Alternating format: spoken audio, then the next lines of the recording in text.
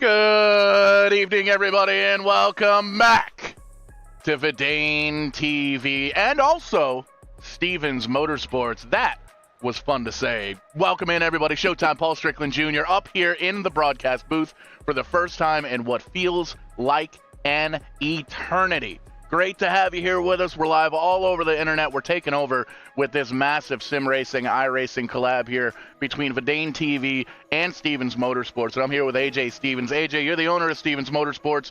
You've been covering these Liberty Racing cats for 15 weeks. It's been a hell of a season. Somebody's walking away with some hardware. They're getting that championship belt. How we feeling tonight, brother? Man, it's been a wild season to say the least. You know, I've at least had a hand in some of the racing, building some setups, trying to make things even more interesting, or I guess less interesting if we're really getting into it. But I'm feeling good tonight. I think we're in for some good racing. I think you know, we might see something that you've never seen on this channel before. On either of these channels before, doing a little simulcast all over the place. We're taking over. It's going to be something to behold here by the end of the night. We're either going to get canceled or we're going to get a lot of phone calls at the end of this one, folks. And we made mention this is indeed the championship finale here for the Liberty Racing League, folks. They are going to be leaving, sending home one of their drivers, one of the top 4 drivers, home with a championship belt. And we can already tell you who's not unfortunately going to walk away with that hardware. I haven't really been following along. I've been on the road for most of the year with the Speed Sport affiliates and everybody else and all the folks at Pit Road TV and Track TV, but I have been following along with this championship fight, and unfortunately it seems like a tornado just went through the trailer park. Trailer park, dude, what happened last week, man? Just some really bad driving on the 93's part. That's really all I can say about it. He wants to blame it on netcode or whatever, but I mean, he was 3/4 of a way up the track from where he should have been. So, I mean, if that's how he wants to race, that's how we'll race tonight, baby. That's what it's all about. We like to light the fires under the drivers just a little bit because we're, at the end of the day, we're in the entertainment business here this evening. But Kevin, it's great to catch up with you, man. Last time we talked was actually at the Great Hogue Wedding last year. So, sucks to see you got booted out just a little bit, a week or two early, but it was cool to see that you were able to make it to the round of 8 here in the Liberty Racing League. And just want to give you the opportunity, man. Anything going into the off season, next season, what's going on? Any sponsors coming on board? I know you got the TikTok. The TikTok's doing very well as well. What else is going on in the world of trailer park, dude? Yeah, the old TikTok's doing okay. I think we're trying to close in on 5,000 followers over here on TikTok. So, extremely proud of that. Shout out to all the mobile homies, almost 5,000 of them now. But yeah, finishing up a college degree here in a couple of months, and yeah, big things are going on here in the trailer park. Might be able to afford a double wide here pretty soon. That's what it's all about. Are we going wide or are we going tall? I think we're going both, wide and tall. That's right. There we go. Trailer park, dude. 01. It's going to be an awesome. You can see we're still following up on practice. 3 wide. You're on the bottom. 3 wide, by the way. But appreciate that, spotter. Not a problem, driver. Kevin West going to go and try and spoil the fun here tonight and get that $50 for the non-chase drivers winning it here tonight. And AJ, I see you're already down on the other end of pit road talking to a fellow we've already heard the name of, and me and this guy go way back, but you're over there with Mr. Poleske in the 93 car. Yeah, we've got him down here on pit road. You know, James, a controversial way that you made it into the Final Four tonight. What's it gonna take to possibly bring that hardware home tonight? Man, you know, it's going to take some patience. Setup's kind of wild. You know, a lot of luck too. But I think patience being the big one. Not put yourself in any bad spots. And try to just stay up front the whole race. And, you know, we'll just go from there. Well, I mean, you know, we've seen you were able to drive from the back to the front multiple times this season. And do it, you know, quite well every once in a while. You know, there's that occasional wreck, but do you think that's going to be the case here tonight? Are you going to be able to go from like the back to the front, or is it going to be a stay at the front, try to stay out of the mayhem? I definitely do not want to be in the back with this setup. With that said, I may end up there at some point. So, you know, just going to do what I always do. Try to get back to the front as quick as I can and avoid all the carnage. You know, there's going to be some carnage tonight, I feel like. So I really don't think you're wrong. Just based on what I'm seeing in practice, things are looking a little bit looser than I had planned with this setup. But I mean, I think as long as you keep tires underneath it tonight, I think you're gonna be all right. Yeah, it seems like it gets really loose on entry when you're like pushing somebody or someone's pushing you, or if you're in a pack. So you're just gonna have to be smart and you know, have some luck go your way. I hope to end it on a good, you know, a good note, and you know, can only do so much. That's true. That's true. Well, you got 80 laps to get it done tonight. You know, try to keep tires underneath it, and good luck to you tonight, bud. Thank you, guys. We'll kick down, gonna walk down just a little bit, doing a grid walk kind of thing here. The virtual grid walk is always kind of tricky because the drivers they're doing their drivers meeting right now too, I think. So we might be pulling these guys out as they're getting ready to qualify. Can confirm they are in drivers meeting right now. so we'll give these guys just a little. I realize that I'm looking down pit road and everybody's just kind of sitting there with their arms crossed, looking at me. So I can hear your league owner Wes going through the general stuff right now as to you know, rules for the night, that sort of thing. Making sure that we have a good clean race as we get into this thing tonight. See if we can maybe sneak another couple of drivers in here and talk to these guys. We're going to try and sneak around. I know they're doing the drivers meeting right now. We'll see if we can get a word with Mark here. Mark, Keeteman, driver number 2 car, KM setup shop. Well, we're in cars this week. I'm looking at a picture of a truck. But great season so far here tonight. Made it to the Final Four. What's it going to take to come home with that championship belt? A lot of luck. I don't actually have much practice, and I damn near just wrecked 2 laps in, so just gotta try to keep all the fenders on it. And I mean, don't necessarily have to win the race, but I feel like it's gonna be like a lot of the NASCAR championships that have unfolded in real life, and you're probably gonna have to win the race or be damn close to probably pulling it off. So we're just gonna try and mind our P's and Q's, and you know, hopefully not have any mishaps, speeding penalties, anything like that, and hopefully be there for a chance to win it. So a lot of the folks we talked to here tonight, before we kind of came on air, they know that they follow along with the Liberty Racing League, and they know that you guys kind of run multiple different cars. We cycle through different cars and tracks in this Super Speedway League. What's been your favorite car and track combo? I'll be honest with you, the Miata races, even though I won one of them, and then the street stock race at Charlotte, those 2 were by far the most fun races that I've ran here so far. And we're looking forward to a banger here tonight at Talladega. Gonna be a lot of luck, and gonna need just a little bit of skill here to make it through 80 laps. But good luck here tonight. That's that orange and purple number 2 car. Gonna be hoping to find it up front somewhere.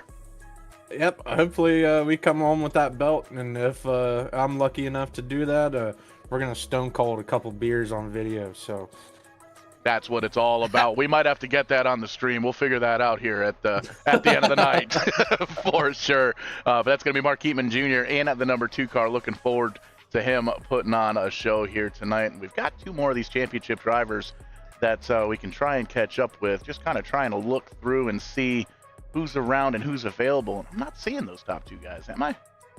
I don't. You probably won't find Clint. Last time I knew, he didn't have a microphone, so I don't think we'll get Clint. But just looking to see if they're hiding somewhere else in the Discord. But I do not see them. So, man, a few words here this evening, but man, it looks like we've got a solid field here tonight. You can see the clock up on the top left of your screen here. We aren't going to be running that full 38 minutes of practice. We're going to give these drivers another 3-4 minutes of practice. Had a little bit of issue with the session earlier on, so we had to get that reset, get the drivers moved on over to this one, and get everybody refired up. So we will be switching over to qualifying here in about 2 minutes or so, and talking to Wes before the race, as they have been all season long. These drivers going to get 5 minutes on the clock, and they get 2 qualifying laps to see who is going to start up front in this one. We'll actually be talking to Wes after qualifying here at Talladega. And man, did you see that haircut on that fan that was sitting in the stands? I think I did. Was his hair green? Wait, I think that's another one. That was the same guy that was over in turn 4. Hang on a minute. I missed him. Oh, good Lord. Oh, there he is. I see him right in front of you. Yeah. It's great to see the fans turn up here at the virtual Talladega Super Speedway. And this is going to be a lot of fun. Just kind of jumping in and knocking the dust off. And we're getting ready over at Verdane TV. We've got a lot of cool stuff going on this winter, this fall.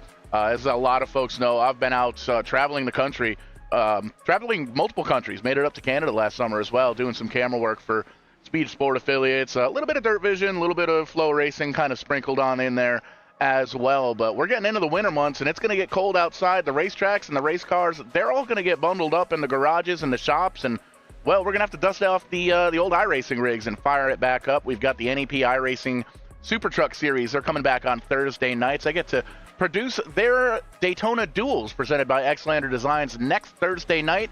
I'm going to be doing that from the Las Vegas Motor Speedway because I'll be out there for the NX US Legends National Asphalt Nationals.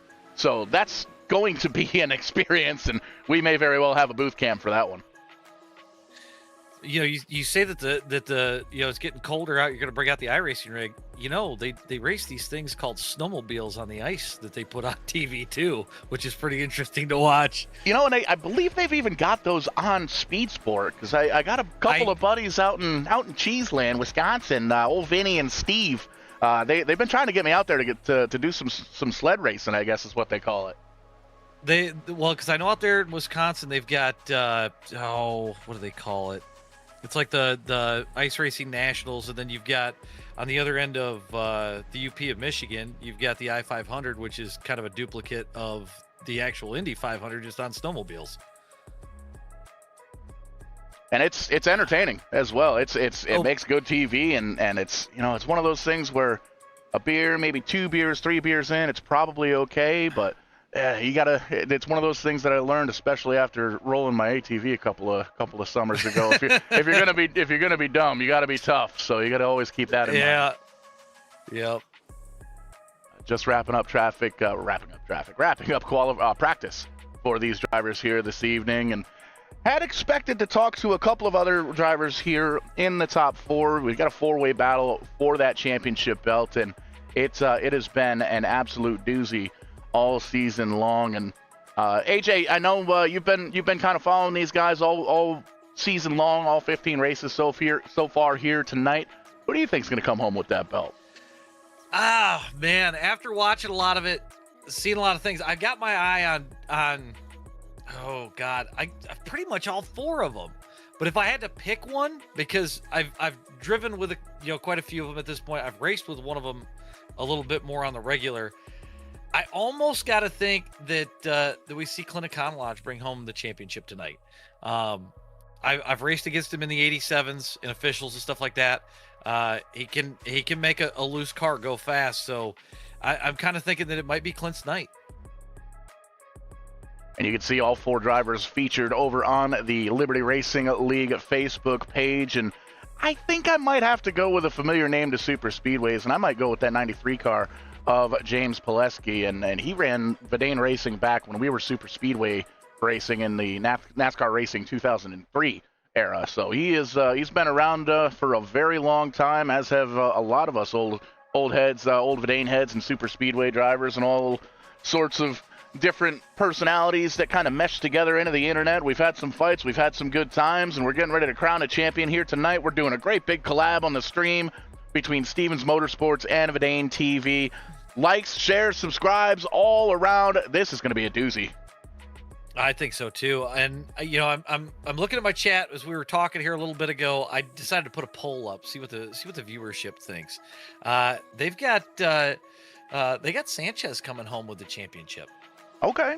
All right. 44% of the viewers over there got Sanchez, and then we've got 22% for Econolodge and Poleske. Mark Keeteman with about 11% there. So, interesting perspective on that one. A lot of these guys have watched, all 15 weeks at this point, and seen the ups, seen the downs, and I think Mark Keeteman's had the biggest up and down, from wrecks early in races to winning multiples, but I think the other three have been fairly consistent across the board, a lot less up and down, but I'm excited to see how this thing's going to end. Absolutely, and just getting these drivers ready to qualify. They got about 3 minutes or so left in the qualifying session. Riding on a board now with TJ Floyd in the 49 car. Currently scored P2. Rob Collier looks like he has the provisional pole right now in the 02 car. And so far, 20 drivers have taken time. 1, 2, 3, looks like another 6 or 8 cars out there on pit road, just kind of waiting for the last minute to see what the times are, to maybe potentially start in the back. And that was always one of my strategies when I would race. I only have one win in the 87 years that I raced sim racing, but the one time I did win, I started in the back to get that first pit stall as soon as you come down pit lane, get everything done, get down and away, and get back out onto the racetrack and get back to work. So a lot of different strategies going into this one. 80 laps on the docket. Talladega, you got to be ready for anything. Oh, yeah, 100%. I mean, one wrong move, somebody's got more net code than another. Anything's possible. I've been second place in an Xfinity race around here to get dumped by somebody way up high, and it came out of nowhere. It's Talladega, baby.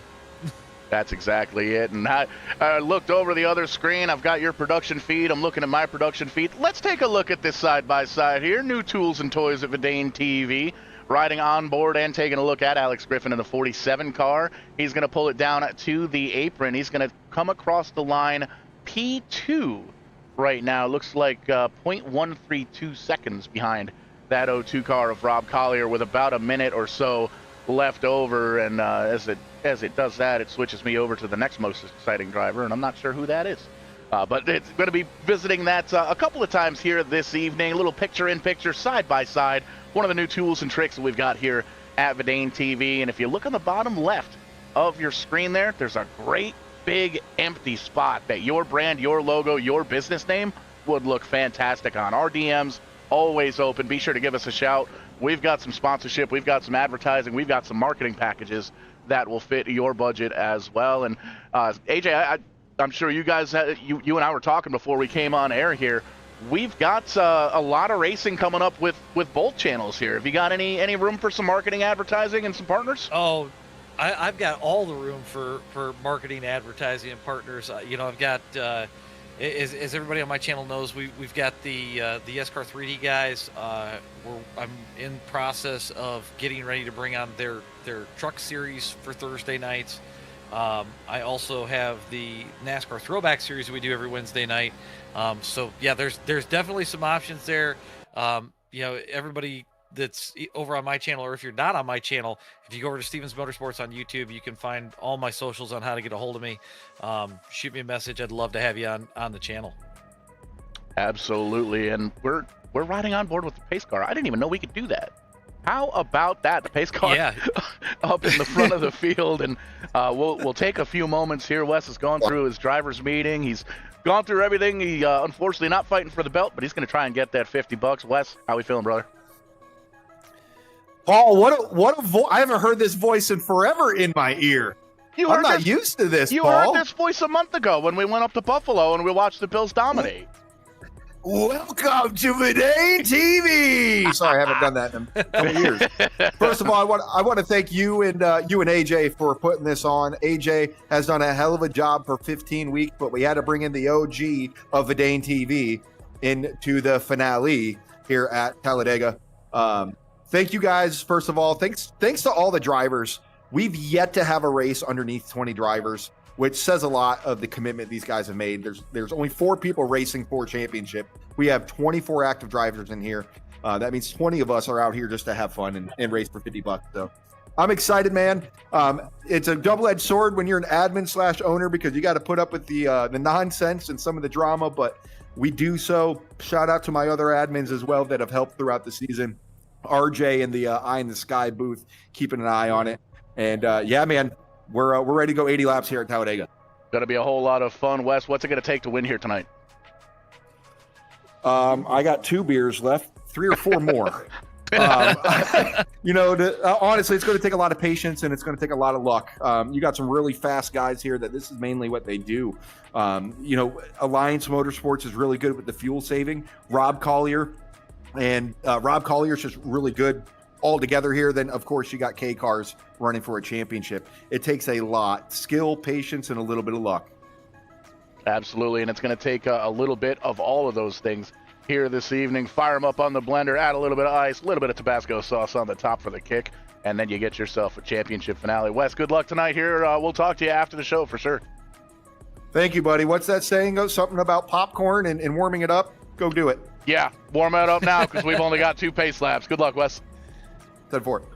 The rowdy one getting ready to strap himself in as we go through the starting lineup. There you can see he's starting P13 in that 83 car, and pretty cool to have the pace car in the background. Shout out to ATVO with these beautiful starting lineup graphics. You can see they actually work with the trading paint service, and it shows graphics of the wrapped cars.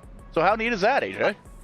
I actually am jealous. I mean, everybody knows I've used SDK here for a while now, and I'm really jealous of this overlay. I like it. Yeah, we're putting in a little bit of work, burning some of the midnight oil here at Vidane TV, just trying to spruce up the product a little bit. And there you see 21-22 Mark Mann, Rick Sanchez in the back of the field, Andrew Schroeder, RJ Hurst back there in the 6 car. And you heard Wes say all 15 races, Bob Leclerc in the 25th position. All these races so far this year, they've been 20+ drivers. Oh yeah, they've had the numbers all season. Got a little low at points, but overall everybody's sticking around for the whole season. So shout out to the drivers that stuck with it, and they're still here trying to at least take home $50. Absolutely, and we're just getting ready to get this thing off.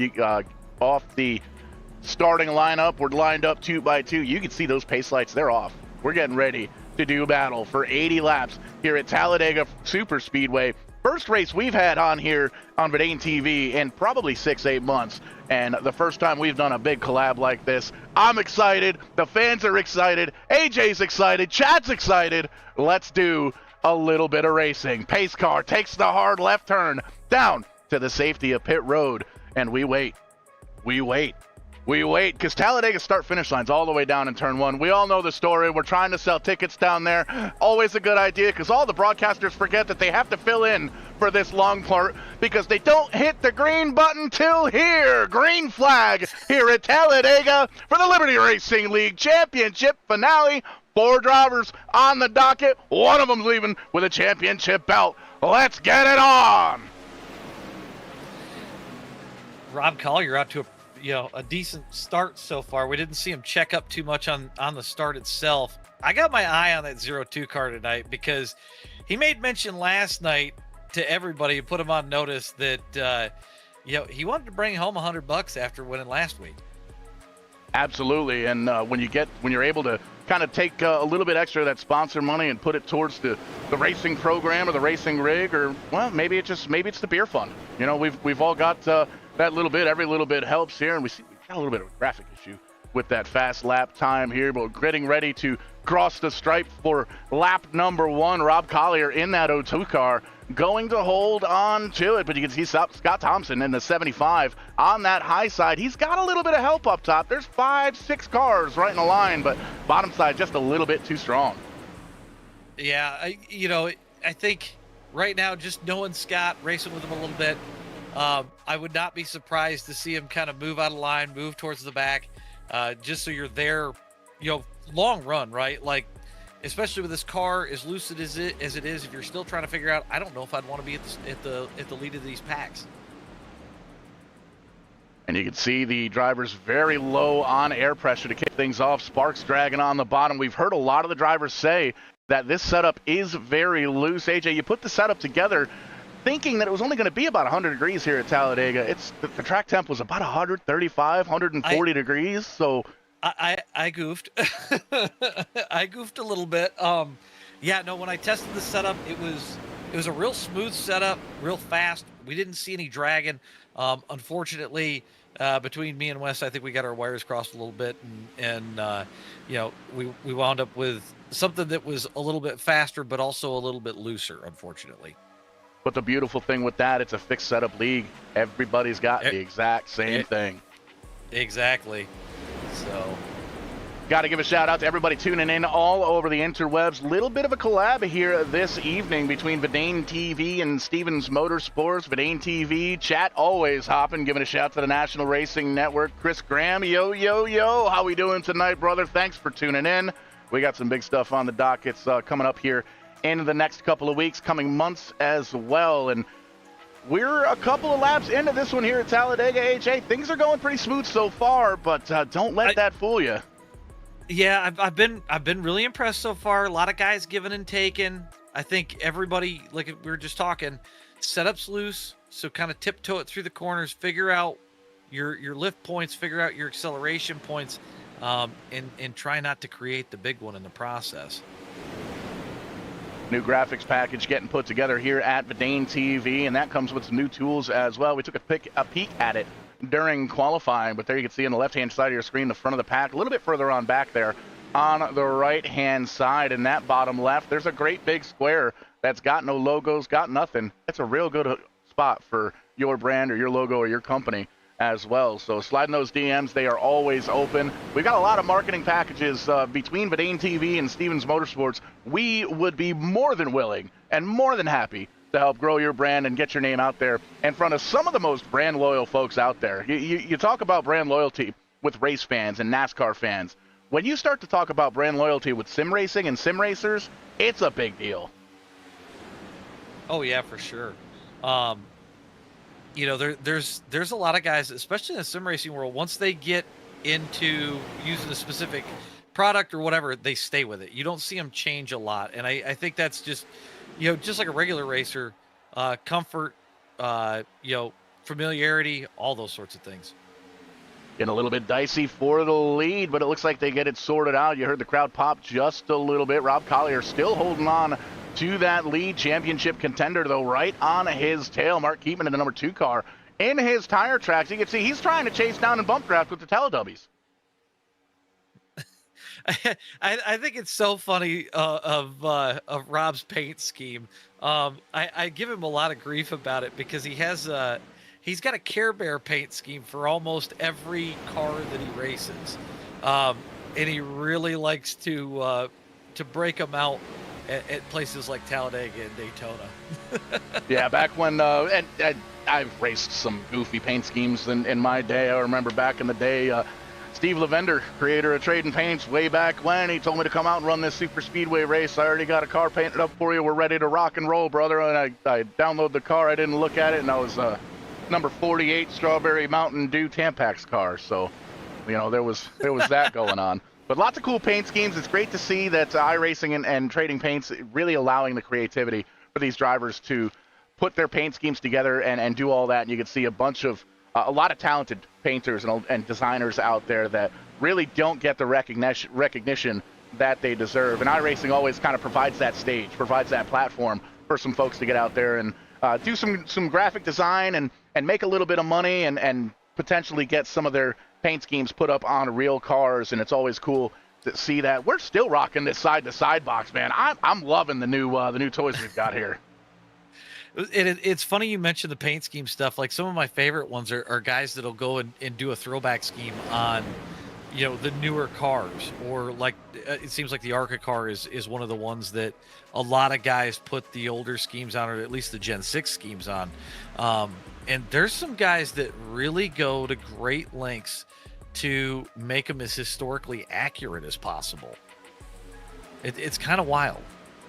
It really is. And then you get into the whole slot car racing side of things as well, where I've got a buddy of mine that owns Rent a Race Car, Gary Spinato. He's been in the booth with me a couple of times over at Vidane TV. He just got into slot car racing the big tracks, not the little do-it-yourselfers at home. And he sent me a picture a couple nights ago. He's got about 40 bodies all laid out. He's got a new cricket machine, and he's cutting all the decals and stuff. So it's cool to see the racing and the artistic abilities that people are able to kind of put together and really reflect in the paint schemes and in the trading paints and in the iRacing world as well, because it's cool to see on Verdane Racing next Thursday night, NEP Series is going to be coming back with their super trucks.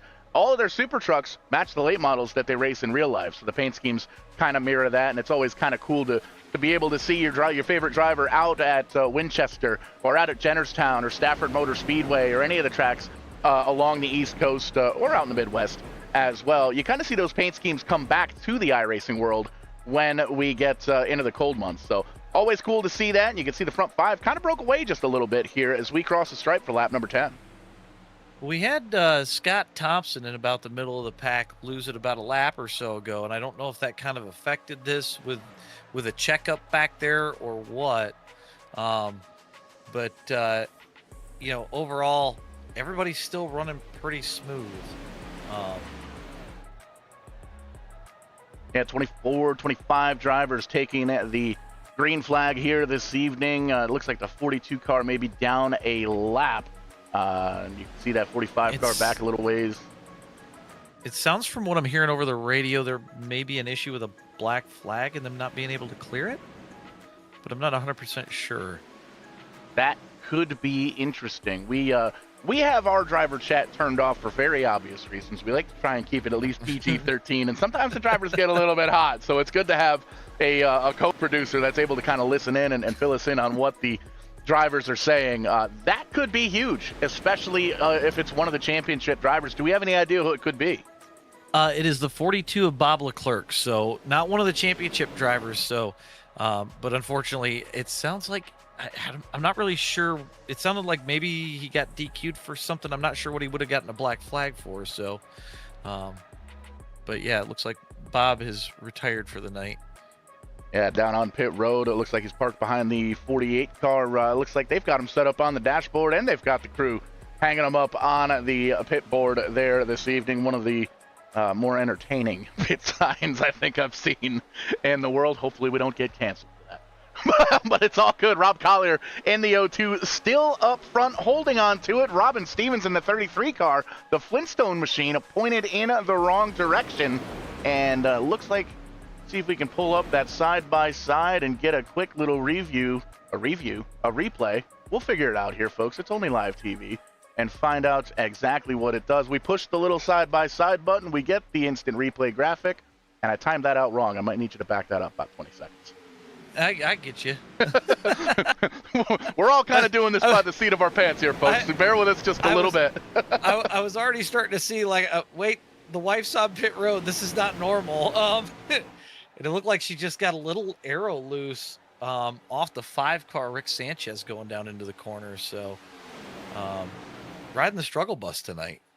Yeah, been there, done that, bought the t-shirt and then sold it again. The Wheelhouse Racing Designs instant replay side by side this year. Going to be cool to kind of carry that on through the winter months. As you can see, live TV, streaming world, there's still some things to kind of work on, but all in all, pretty cool stuff we've got here at Verdane TV, working lap number 13. Got to thank everybody once again for tuning in this evening. Tonight's collab between Verdane TV and Stevens Motorsports. Showtime Paul Strickland Jr. here in the broadcast booth, taking over the internet with AJ Stevens. And man, oh man, it's been a banger so far. And this one, these drivers know they've got to come down pit road a couple of times. It's a long race here at Talladega, 80 laps on the docket this evening. You can see we're getting ready to cross the stripe for lap number 14, and for the most part, everybody is single file up towards the front. Usually when you see that, you might start seeing some of these drivers think about pit stops.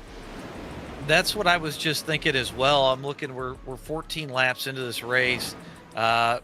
If this holds par with the rest of the season, 20-25 laps before we pit, so it'll be interesting to see where these guys head down pit road here.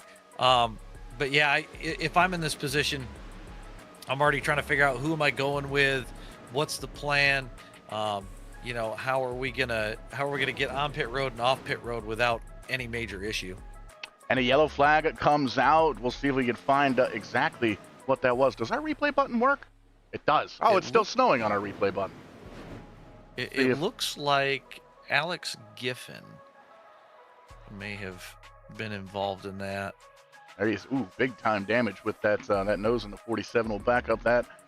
Back a little bit further on back in the pack and pull up the instant replay here. You can see down on the bottom side, everything looks okay with the 47 car. A couple of cars up in the high side, the 5 and the 04 of Mark Mann getting on by, and he might have backed it up. You can see, tries to get the draft, and there's the looseness. Yeah. Yeah. He just loses a little bit of air on that spoiler. It kind of looks like he goes tight on turn 2 exit and then tries to use the throttle to turn it, and then when it turns, it's just gone. you try and chase it, and you chase it, and you chase it, and unfortunately at that point there you can see sawing on it and just big time hit down in that safer barrier. And that's a rough one to try to save. It's either do I hit the outside wall or do I loop it and pray I don't hit the inside wall, and unfortunately Alex Giffen getting the inside wall. Indeed he is, and that's going to give us an opportunity to pack all these drivers back up, single file, double file.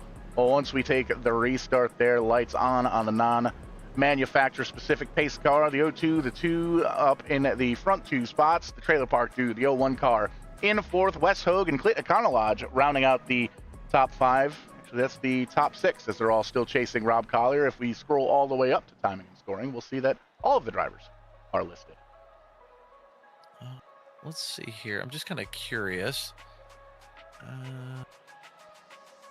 So we're 15 laps in. Rob Collier's led almost all of them so far tonight. Yeah, I think that car, as we just caught a glimpse of the quarter panel getting on down the entry of pit road, it looks like that thing is run on friendship and magic. So the 02 of Collier going to be using all the magic and all the friendship here this evening and see if he can kind of spoil the fun and take that extra $50 for winning outside of the championship 4. Well, like I said, he put everybody on notice the other night after his race interview. So he said he wanted $50 more in his pocket, and I can't say that I blame him. $50 would be nice. Yeah, indeed it would, and it looks like he's going to be working pretty hard for that one. A lot of 2-tire stops, a lot of no-tire stops on that one. The 02 took 2 tires, and that's going to put him all the way back in P10 for this restart. Championship contender Mark Keeteman in the 2 car. He's going to come out first on that exchange of the first pit stops this evening. Yeah, I don't know. I think 4 tires is probably the call here with what we're seeing, on the looseness of the cars. I don't think that's a bad idea, and I think Rob's already anticipating that. If it's too loose, you might have tried to take left sides and tighten it up. But I'd be afraid that if the air comes off the front end, it's going to be too tight. Indeed it is, and we'll see if we can get a little bit of insight as to what that pit stop was. Quick stop there, Mark. 2 tires, no tires, fuel only? No tires, just gas, like Lightning McQueen. That's right, going to restart on the pole for this one. What's it going to take to get through? How's the car feeling here this evening? With no practice, my thoughts are it's a bit of a handful. The bumps there in the tri-oval, if you're not running over them correctly, it can really upset the car. I figured that out once or twice, and I think you're gonna have to try to conserve your right rear a little bit because, like I said, this thing's a handful. It will get loose on you and step out if you're not careful. So, like I said, just gonna try and mind my P's and Q's, not try to make any egregious moves yet, at least, and then just see where we come out at a green flag stop or another yellow or something, and see what happens then. So this is the 4th or 5th championship belt between Verdane Racing. You can see a couple of drivers coming off pit road to top off on fuel. That could be big. We're going to revisit that here momentarily, not to give away everybody else's strategy there to you, Mark, but they're topping off back there. Yeah, we've done the championship belt a couple of times, and we've seen some great videos, some wrestling promos, some selfies. You win this race, you win the championship, you get the belt in the mail here in a couple of weeks. Where's the first selfie you're going to take? Probably on the roof of my truck that I just bought. My man. I like it. Mark Keeteman Jr. going to restart. No tires, tank full of fuel, and a tank full of hunger. He's going to try and get that championship belt. Mark, good luck tonight, man. Hopefully we talk to you at the end of the race. Yes, sir. Thank you. Absolutely. Mark Keeteman in the number 2 car. That's confidence right there. Show up, no practice, don't listen to anybody else. Setup's loose, that's fine. We're going to wing it. I like the fact that if he gets the belt, he's going to take a selfie from the roof of his truck. You know, that's dedication. Absolutely. Speaking of roofs of trucks, there's actually a video floating around the YouTube or the Facebooks from that Buffalo trip that Wes and I made. Something, random guy's truck. He jumped off it, through a table, and yeah, I was on the table. So go Bills. We're in a rough spot right now. We lost 2 in a row, but it's okay. Josh Allen's going to take us to the promised land. We're going to play good football. Good offense, defense we can be proud of, and by God, the Bills are going to be in the Super Bowl this year. They're going to win it. Hey, I can say he's helping my fantasy football team quite a bit. Me too. Yeah, me too. And Gary's whiplash or Gary's shipwreck, whatever the heck his league's called. We're doing okay. We got Josh Allen as a QB. We're riding the old man leg. We got Prater as a kicker. He's doing pretty good for, what is he, 48 years old, and he's still kicking with these dogs? Like that. Yeah, it's funny. It's funny you got Prater because I got Prater as my kicker too. Things just mash together and they're supposed to work. You just can't give up on experience, right? No, that's it. We don't have Adam Vinatieri anymore. Exactly. And I tell the younger kids that I work with doing the freelance camera operator stuff, man, I know how to do a lot of stuff because I've broken a lot of stuff. So the experience is a big thing here. Pace car's off. He's going to get a corn dog and a Coke down there on pit road. You can see that inside line is about 3 times as long. All those drivers came down pit road with 1 to go to top off on fuel. Lap number 17 coming to the green flag for lap number 18. We are green once again for the Talladega race here. 80 laps on the docket for the Liberty Racing League Championship finale.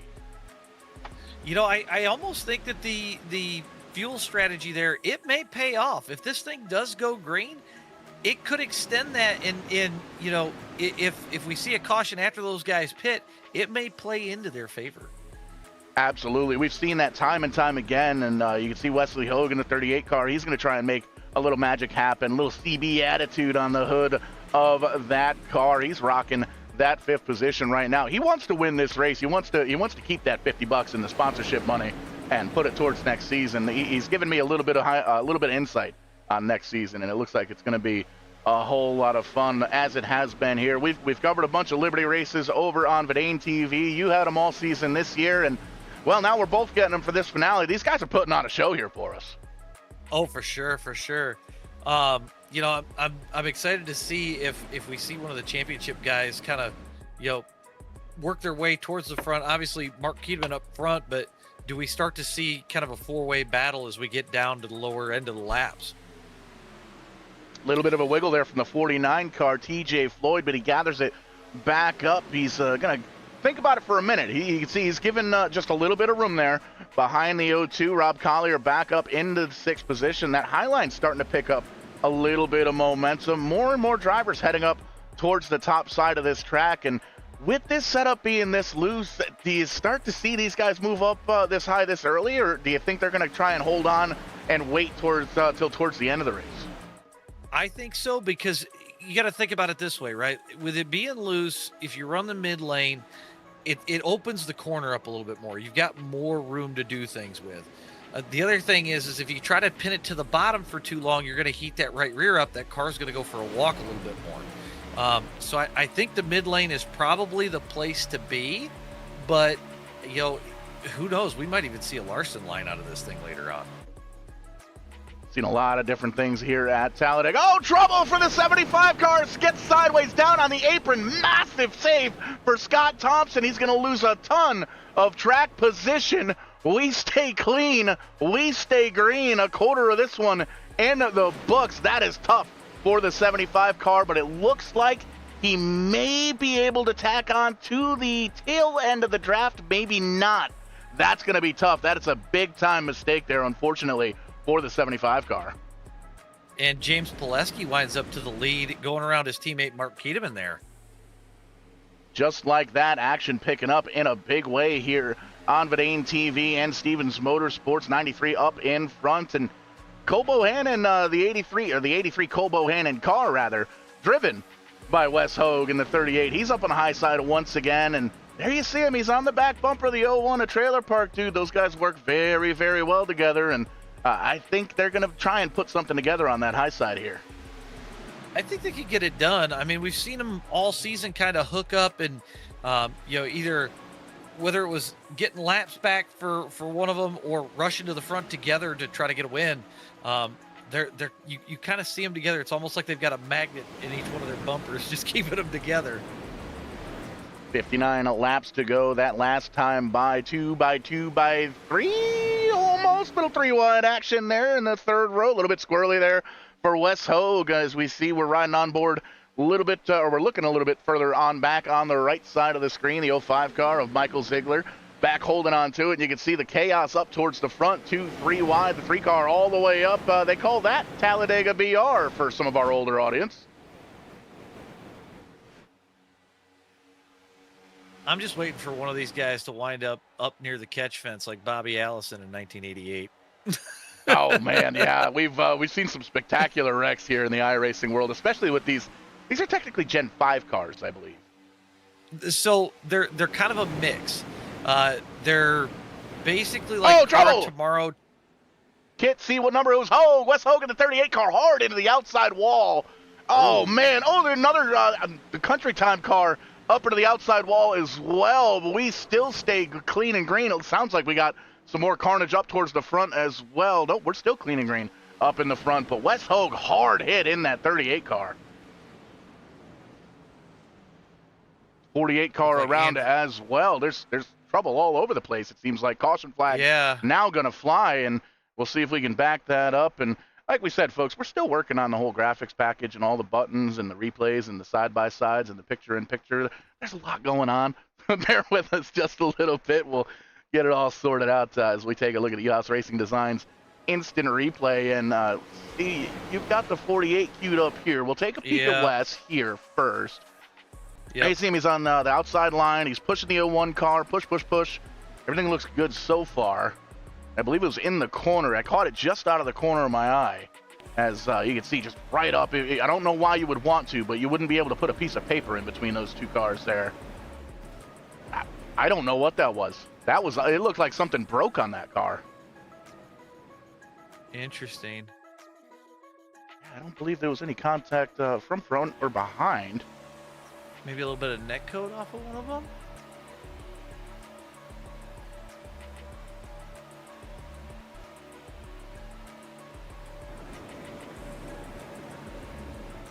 That's the oddest thing I've ever seen.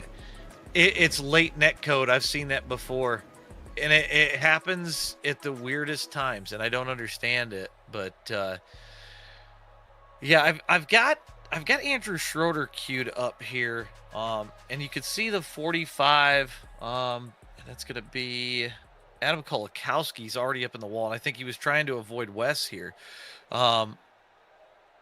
Schroeder. It looked like he saw Kolakowski up in the wall, and it just kind of hooks around. Back that up real quick and go at it from a different angle. I want to go on board with him really quick, but I think what's happening is he's trying to miss Wes Hogue and then realizes that the 45's there, puts in a little bit of wheel input, but it's just gone. Yeah, and with this setup, it's not so much that the setup's loose, it's more that the track surface is just so damn hot. It's 135 degrees the last time we put the virtual laser gun to it. So these tires they're picking up all sorts of debris and rubber balls that are coming off of the tire and the dirt and the grit and all the marbles up on the high side. And well, you see, these guys aren't really too worried about the tires because there was a lot of fuel only stops as we take a look at the pit stops.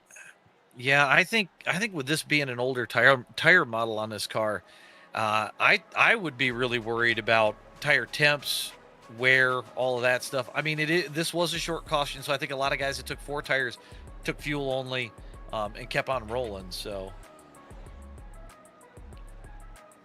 and the trailer park dude going to come out on top in this one. The 01 of Kevin West has a 6.1. There's a fuel only stop for him. Looking at the pit stop times, looks like the top 12 guys took fuel only, and then it looks like 4 tires for Mark Keaton, TJ Floyd back in 13th and 14th, and everybody on the back behind them. And that's kind of what I expected here. We see Rob Collier back towards the front again, so it does make sense that we're seeing a lot of these guys They took tires to take fuel only because we only got, a couple of laps before we're going again. And you can see the lights still on top of the pace car, and Wes Hogue done early in this one. It looks like they're still trying to maybe potentially work on the car. 47's going to pit in front of him, and his early exit for the rowdy one. Wes, what happened? So the big time net code, Paul. Something happened with the 93 and the 2, where the 93's on my screen bumper comes flying off, hits the 2, and somehow my car gets net coded into the wall. Yeah, because we were following along with you, and it just broke. It looked like it broke. That was odd. So unfortunate. Listen, we got a fast repair. We're going to go out there once we get this fast repair. We're going to still try to log some laps here, try to be here to see a checkered flag.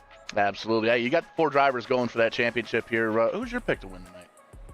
Man, I got a feeling it's going to come down to Poleske or Keeteman, but I'd really like to see Clint get it. Clint's an OG of Liberty Racing League.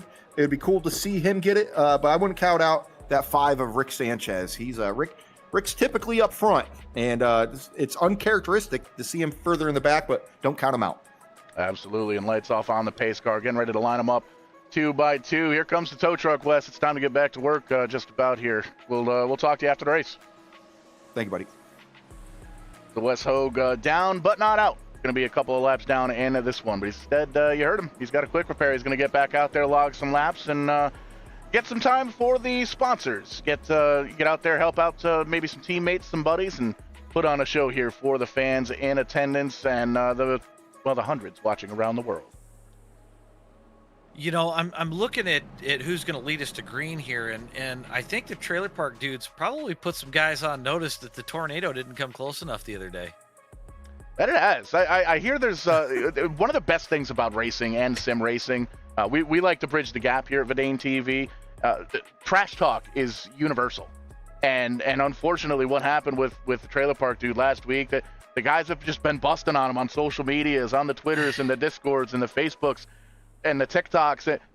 The trailer came through and tore the trailer park up, and there went the championship belt. It's funny because about the time that all happened, you have the Discord chat going wild. Everybody saying that they brought the tornado to the trailer park, and then I happen to notice actually on social media, another fellow sim racer who's not in this league happened to post something about a trailer coming for trailer park dude's deal in the trailer park. It was kind of comical. Gotta laugh when you can at things like this, because it's not all the time that it works out. But oh man, I thought we were still on the front. We're over on the back stretch right now. No, we are on the front stretch. My camera's we're headed for the restart zone.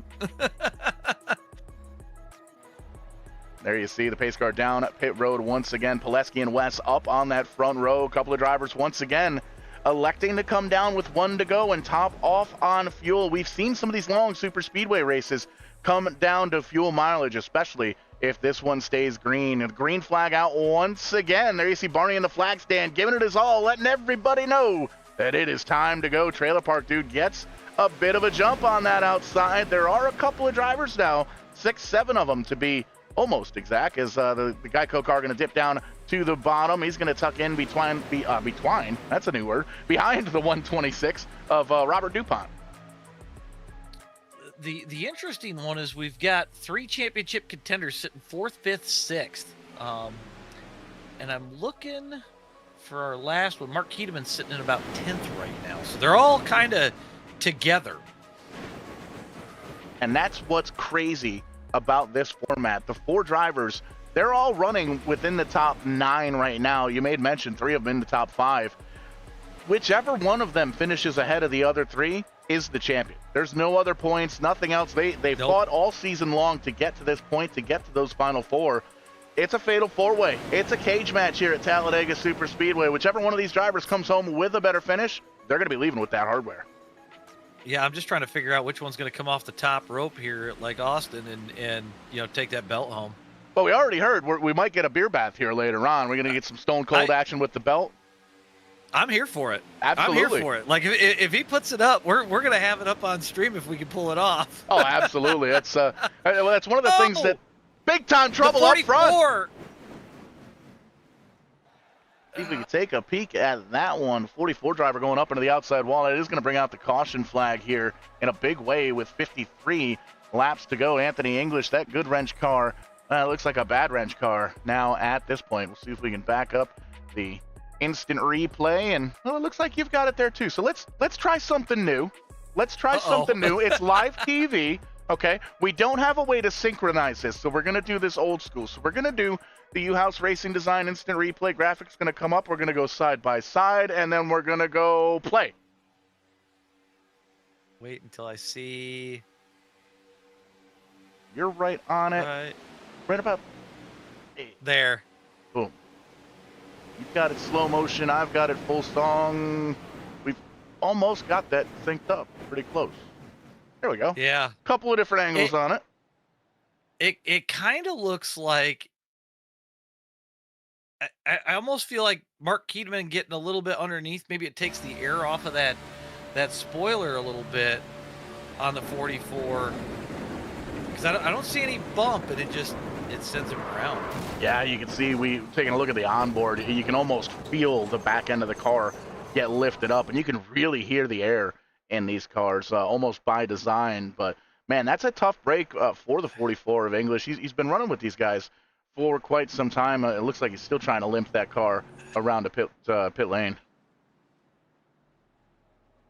And we'll see if we can't take a look at the front of Mark Keeteman's car. Pretty beat up. I don't think it's anything that he can't get fixed. Maybe save that fast repair and keep that in your back pocket until you need it. Yeah, there you can see scuffed up there on the left front quarter panel, the nose all caved in. He is going to come down pit road this time by, so we'll see if we get the hammers to it. I being Talladega, being a super speedway, we've still got 23, 22 cars on the lead lap. I don't know if you burn that fast repair up this early. No, I don't think so either. I was just seeing Taylor Laskowski coming down pit road as well. His whole front bumper's kind of hanging off. So, and I do believe this is going to be a quick caution because of how everything fell out with the restart. And there you see a lot of fuel-only stops there. The two car, they're just going to bang on that thing for a little bit, see if they can straighten out some of the sheet metal. They're going to save that quick repair for a little bit later on. And it's funny, here at Vidane TV, we've been doing this for 4 or 5 years here in the iRacing world, and I always used to hate this particular camera angle, the rear chase camera angle, because you look at it and it's like, man, this isn't realistic. As you can see, the crew starting to pop out some of the quarter panels, but some of the drone operators that I've met that have worked for the Speed Sport affiliates, shout out to Sarge out there. Man, these guys are talented, and they come out with some fantastic drone work. Just did I was actually at the Winchester 400. It was a roof camera this past weekend, and had a drone operator really put together some magic with he and Vinny, our content guy. Just awesome camera angles, and it kind of helps us bridge that gap almost between the real racing and the sim racing world, and it's cool to see that we can kind of get this front view look in the video game world, in the sim racing world, and in the real racing world because of their drones. Some of these drone operators are nuts. I come from the dirt bike world in real life, and I've been watching drone cam footage from the National Hare Scrambles and Enduros where they're flying drones down through the trees following these guys. Yeah, crazy amount of talent. It's wild. Yeah. I can barely follow anybody up a flight of stairs, let alone anything crazy like that. Goodness. I already know I'd crash it into a tree or something, and then I'm out thousands of dollars, and I'm good. Yeah, no, I'd have to get insurance for sure, because I get distracted real easy. I'd start following a squirrel. I'd follow the pace car down to the safety of pit road. Another corn dog and a Coke, and how about that? The O2 car. Rob Collier back out front, 5-second flat pit stop, fuel only for the O2 crew. He's going to lead them down to the green flag. There you see Barney and the flag man. Hold it, green flag. Here we go, the O2 car and the O1 car. Rob Collier drag racing with Kevin West. They got a little bit of help in behind them. Well, they did. Everybody trying to get down on the bottom side. Kevin West left out to dry. And what's really interesting, and I heard it over the radio here just a minute ago, Wes Hogue, I heard my name over the radio. I had to go look. He's back on the lead lap after wrecking that car early, so I don't think he's upset with the loose setup tonight. No, absolutely not. And I have seen Wes sim race in person on his rig with his VR. He gets into it. He will wheel that thing. He will wheel a loose race car, especially at a super speedway. So I don't think that 38 car's done yet. He's got a little bit of work to do, but he's got some time. 50 laps to go here in this one. 30 laps already down. Rob Collier's led the most here tonight, and he's back up front after an exchange of pit stops. And oh, by the way, he's got a little bit fresher tires than the other cats up in the top 10 as well, because he took 4 tires 2 cautions ago. So keep that in the back of your mind. That might come up later on in this one. And one thing I'm going to say, start keeping an eye on that 0-1 car. You've got him, Lasowski, and Foskey all in a 3-way battle towards the front on that outside line, and they're coming like a rocket ship. You've got the onboard there for Lasowski, right? Can you pull that up? Yeah, we can grab it's the green button. The green, no, not maybe it was the purple button. That's the one. There we go. We got that one. We'll see if we can do some side-by-side. We're going to do something dumb. All right, we're going to try something new. And Taylor said we can do this. Taylor said we can do this. He said we could talk to him under green flag. He didn't know we were going to go side by side. We can see his onboard. We can see him outside of the car. We can talk to him while he's out there wheeling and dealer. Taylor, how's it going? What's going on, boys? Just out there, just out here watching some racing, up in the top 5, digging. How's the car feel? She's loose, but she feels pretty good. You see that run we just took on the outside? Absolutely. Yeah. We saw a rocket ship of a run around the outside. Yeah, it's a fun race out here. It's new. It's good. Out there digging. We'll let you concentrate just a little bit. We'll get you back on the same frequency with the teammates. Good luck. We'll talk to you after the show. Yeah, let's get a win. Bring you back later. Pretty cool stuff here at Vidane TV. He did give us permission earlier on to do that. That he did. He said just talk to him whenever. Green flag pit reporting at its finest here on Vidane TV, because that's how we do things as well. And I like the way you do things too. You and I are going to have to get together here in the coming weeks and mash some ideas together, because I think we may very well be on to something in this sim racing world. We might be. I mean, the side by side, we can really get some different views. Right now I'm on board with Clint Econolodge sitting in the passenger seat, and I kind of like the idea of seeing the outside as well as what the driver's doing inside, because I really feel like it tells the whole story of what's going on. And it's cool, too, to be able, with these great big fields, I mean, 26 cars taking the green flag here this evening in the Liberty Racing League, and they've had 20-plus drivers in all of the races so far. Being able to see the front and the back of the pack at the same time is pretty cool. Yeah, I am happy to report Bob Leclerc finally was able to make it out of pit road, and he's only a couple laps down. So I think he's on lap 32, everybody else on lap 34, so a couple more cautions. We might even see the 42 back on the lead lap. Indeed, we may, and you can see that high line starting to get strung out once again. A couple of drivers still trying to hold on to the outside. It is still early yet, so a lot of drivers just kind of trying to finish this one out, get a little bit closer to the end of it. You don't want to get up front and let everybody know what cards you've got when you've got a lot of time to be able to kind of think and react to that. So a lot of times you'll see these guys kind of ride around for most of the race, and then 20, 25 to go. Really, when it gets down to like 10 to go and 5 to go, you'll start seeing some guys get hooked up, a little bit more bump draft, and get a little bit more aggressive with the passing and the blocking. And it's a lot more take than it is give. But right now, we're seeing a lot more give than take. Yeah, like right now, I'm on board with Joe Thompson. He's sitting 10th position, but he's just kind of a couple tenths off the back of the pack, and it looks kind of like he's running it like an 87, trying to float it to the outside, low in the bottom of the corners, back to the outside, keep the tires cooler, and maybe not get as loose. I think it was Taylor Lasowski just hit the wall on the outside. Indeed it was. He can't blame us for that one either. We'll see if we can get the camera to switch over. For some reason, it's giving me a struggle. There you see the 83 car up into the outside wall. Big time damage to the Nationwide. He's going to have to call Nationwide to see if he can get an insurance claim on that one. He's going to go right down pit road. We're still green in this one, though, with 45 laps to go. For those that are watching over on my channel that always ask to try to keep up, Robin is still back out there. She is on the lead lap. She's sitting 21st right now, so I've got to give her a little bit of screen time. Absolutely, the Cartoon Network car. I'm waking up Saturday mornings watching little cartoons of Flintstones right around in my era. Does she drive that car like a Flintstones car? Is she doing the barefoot thing? Not necessarily. Well, I don't think she races in socks. So you might be right. It might be the Flintstone way. So I try not to give her too many pointers because otherwise I get the glaring look of I've been trying that. So that's the first thing I tried. Okay, dear, and I just walk away. So, but I will say this, and I'll admit it to even the guys over on your platform. There's probably not a lot of people that get beat by their wife sim racing. This woman can drive a truck around here like it's her job.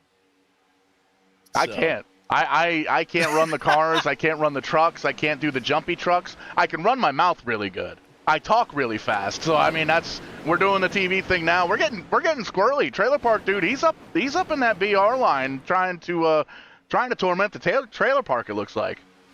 Yeah, I think he's trying to get closer to his fans up there in the stands. Maybe trying to grab a bush light out of one of their hands as he goes by. Not really sure, but no, I see what he's doing.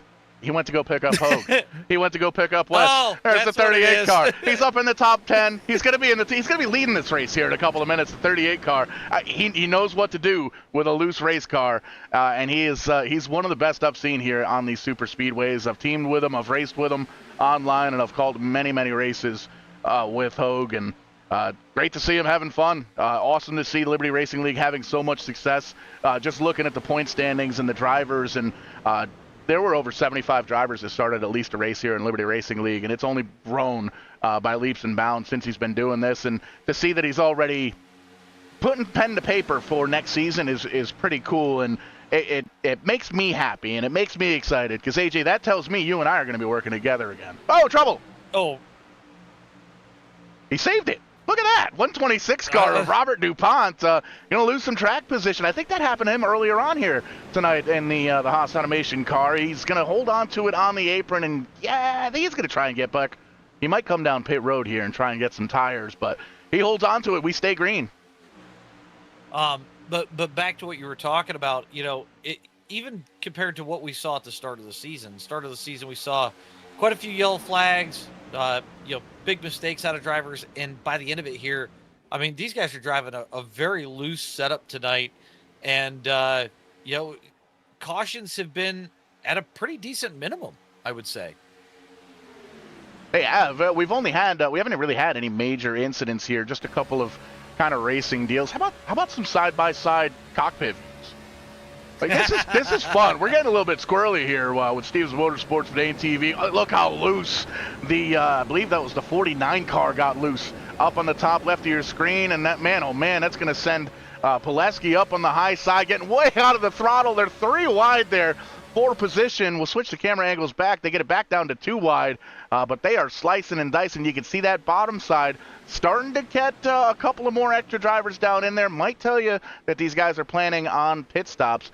I don't remember exactly what the fuel window was, but I think it was right around 18 to 20 laps. So these drivers might be trying to short pit this one, knowing that we're at the halfway marker right now, 40 down, 40 to go. Yeah, and I'm just kind of looking at the standings right now. Clint Econolodge, if things ended right now, he would be your champion sitting there in second.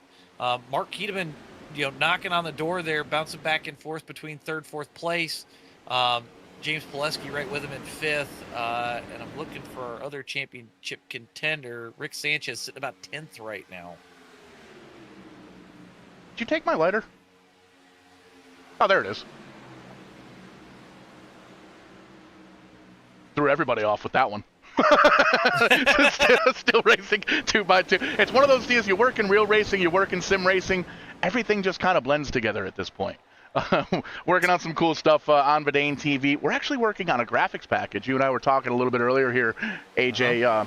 It's going to be kind of neat. Vidane TV, we're now unofficially the official streaming partner of the After Party. We got a lot of cool stuff going on with this little graphics widgets. We were tinkering with it at Dominion Raceway with the Grand National Super Series. Congratulations to Jeremy Mayfield winning back-to-back ships over in that series. That was a lot of fun to shoot that race and to hang out with those folks and work with Skinner and Graham and Josh and Priscilla on the production crew, and just a whole lot of fun. A lot of fun over there, and learned a lot of stuff too. They've got the drag racing track out there. They've got pool tables, and there was a ping pong table over in the hotel, and I got to thinking, like, man, we can do all sorts of graphics packages with all these after the racetrack activities, and kind of bring the racing world into the sim racing world and cross it into the video game world, but also all the hangout stuff, the stuff you do at the campgrounds, the stuff you do in the hotel lobbies, because short track racing and sim racing, the communities are tight, and there's really like a big kind of family aspect to it,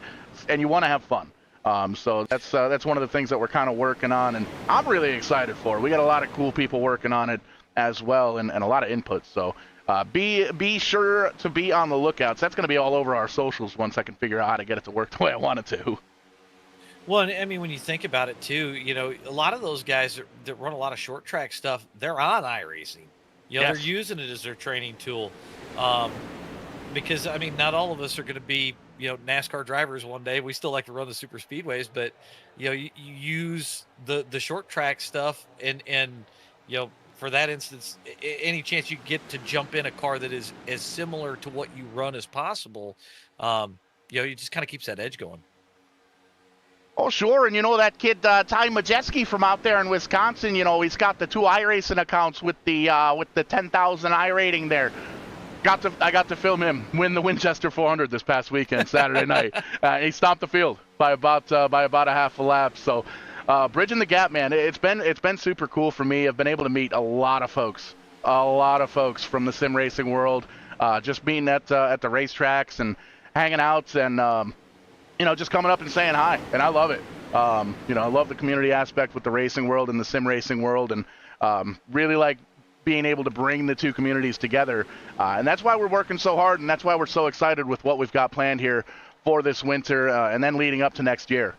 Because, oh, by the way, 2026 is going to be a massive year here for us at Vidane TV. It'll be our 6th year in existence, and it's going to be a doozy. It's going to be a lot of fun, and it's I'm looking forward to it. See, it's funny that you say, you know, meeting a lot of cool people. I've actually, it was very weird. I've been recognized while out on a Friday night by somebody that I'd never met before, lives in the same town as me, and they're like, "I've seen you on YouTube." I happened to be wearing one of the channel's t-shirts, and somebody recognized me, so it was kind of neat. Yeah, almost every racetrack I go to, and I've been to a lot of them. I have to update my map, but I think I'm up to almost 50 short tracks across the country and a couple in Canada. Oh, wow. As well. Yeah, it's been a crazy 3 years. But you know, almost every track, just somebody comes up to, "Hey, Paul, Vidane TV, what's going on? Big fan." It's like, "Hey, how are you?" Because I'm so familiar with the paint schemes. I'm not so familiar with everybody's faces and maybe not their voices. So if you see me at the track and I don't recognize you, don't take offense. Just, hey, give me a name, and I'll be able to figure it out from that point. But prime example, we were at Stafford Speedway 2 years ago for the fall final, when one of the Jenner Sounds guys comes up to me and says, "Hey, what's going on, man? How's it going?" And we had wrecked the car, one of the rental cars, and I was all mad about something or other, and I was hungry, and I gave him a fist bump and walked away. And he's like, "Well, dude, what was that all about?" I was like, "I'm sorry, man. I didn't recognize you. I thought you were somebody else." Oh, that's funny. But single file down on the bottom side for right now. Kevin West up in front. Rob Collier down on the bottom side. He's got that bottom spot, that bottom line in check. As you can see, West he's got a little bit of help up on the high side. Foske's up there in the 3 car. He's holding on. He's keeping a safe distance right now, I think. And you can see that may very well be why these guys are single file right now. They saw what happened to the 38 car of Wes Hogue with that bit of net code, and that was kind of wonky. That's the first time I've actually seen something like that. We tend to see it more with the legacy cars lately. You know, iRacing's obviously not updating the legacy cars. They're kind of just letting them do their thing, as evidenced by the amount of sparking that we see on the pavement off the cars. Wes Hogue headed down pit road, it looked like there. But you know, we've seen it to where they're tending not to do updates to the cars, and I think that's where you start to see the really weird netcode situations happen. Yeah, we took a peek there, the 38 coming down pit road. I don't know, maybe they didn't get that thing full. It's only been a couple of laps. Or he came right out of the pits. I'm not really sure there. It looks Unless like he decided to take a set of tires or something. may be done. It looks like he might be pulling the belts off of that one. We'll see if we can catch up with Wes here later on. The 01 drifting up just a little bit. Foske's he tried to give him a little bit of room, but he's going to peek the nose down in there, maybe try and let that 3 car down and around to lead a couple of laps. And this is the time where these drivers are kind of doing their homework. They're seeing how long it takes. You'll see they're going to kind of drop back a little bit and see how long it takes to go from maybe a half a second back and gain that draft and see if they can do that slingshot maneuver that you see in Talladega Nights. They're going to see who's going to be faster pushing, who's going to be faster pulling, how long it, all these different checkers and chess moves. They're going to try some stuff out with their teammates and maybe see who they can, what was the term from Fox a couple years ago? Co-opetition? Coopetition? Coopetition, yeah. Oh, I love it. Sometimes they come up with some goofy ones, but yeah, you know, I think right now you're kind of you're posturing to see, okay, where can I find my speed? When's the go time? You know, how well have the tires stayed underneath it? Maybe a 2-tire stop works really good later on. Maybe it doesn't. You know, and maybe a full tank of fuel versus a half a tank of fuel might be all you need to tighten the car up. 30 laps to go that time by Rob Collier in the 02 car, holding on to the lead. Clint Econolodge in the P2 spot. If we were to end it right now, he'd walk away with that championship belt, but we do still have 30 laps to go, and he's got a contender. By the way, he's got 2 contenders right in behind him. Mark Keeteman and James Poleske, nose to nose to nose in 2, 3, and 4. TJ Floyd, Scott Thompson, Kevin West going to finish out top 7. And Mark Keeteman kind of bullying Clint Econolodge off the bottom line there as we went into 3. So he's going to pull up behind Rob Collier there. And we saw the 02 and 2 car get hooked up earlier on in this one, too. So those guys, they seem to work pretty well together, and they're hooked up front now. So that's going to be dangerous for the rest of the field. You can see Poleske is going to slide into the 3rd spot as well. Clinton, the 93 car, in 4th. TJ Floyd currently in 5th. We got a group of guys coming down pit road. Scott Thompson, Rick Seabrands, Anthony English, looks like James Mayer, Mark Mann, Alex Giffen, and Rick Sanchez. With 29 laps to go, you can see the lead pack over on the left-hand side of your screen. Down on the bottom's right side is the drivers that are down on pit road. Rick Seabrands in the 4 car going to lead that group back off, albeit a small one. There you see 3 cars getting pulled off. The Jack Daniels car. That is a good-looking paint scheme. You always you think of the Jack Daniels car, you think of a black or white on black. I like the invert on that. Yeah, it definitely looks cool. I don't think Rick's going to want to get too far away from these guys, though, because you're going to want to come out of pit road as a group so you can stay out in front of the leaders. And for these guys, this may be the last time we see them pit. Indeed, you can see he doesn't really have too much help right now. The leaders stay out. They're going to get around the 38 car of Wes Hogue. He's back out on track. That's going to put Wes down a lap. So he's the first car 1 lap down. He may very well have made the race-winning move there. I mentioned it earlier, short pitting. Depending on how long these cars will take make it on a tank of fuel, if he was able to come down pit road, top that thing off, and he's got enough to make it on one more stop, he might be able to get his lap back the hard way here. So we can see this front group, they're all going to come down pit road, 6, 7, 8 of them. I do believe it looks like Rick and Mark Mann finally starting to get hooked up here. Joe Thompson stays out, so he's going to lead a lap there. But, yeah, it looks like Seabrands and Mann are going to try to freight train me, pick up Michael Ziegler here. And see if they can't keep rolling and maybe wind up out front. How cool is it that we're able to keep up with the pack on the track and the pack on pit road? I'm excited about this. I don't know about you, AJ.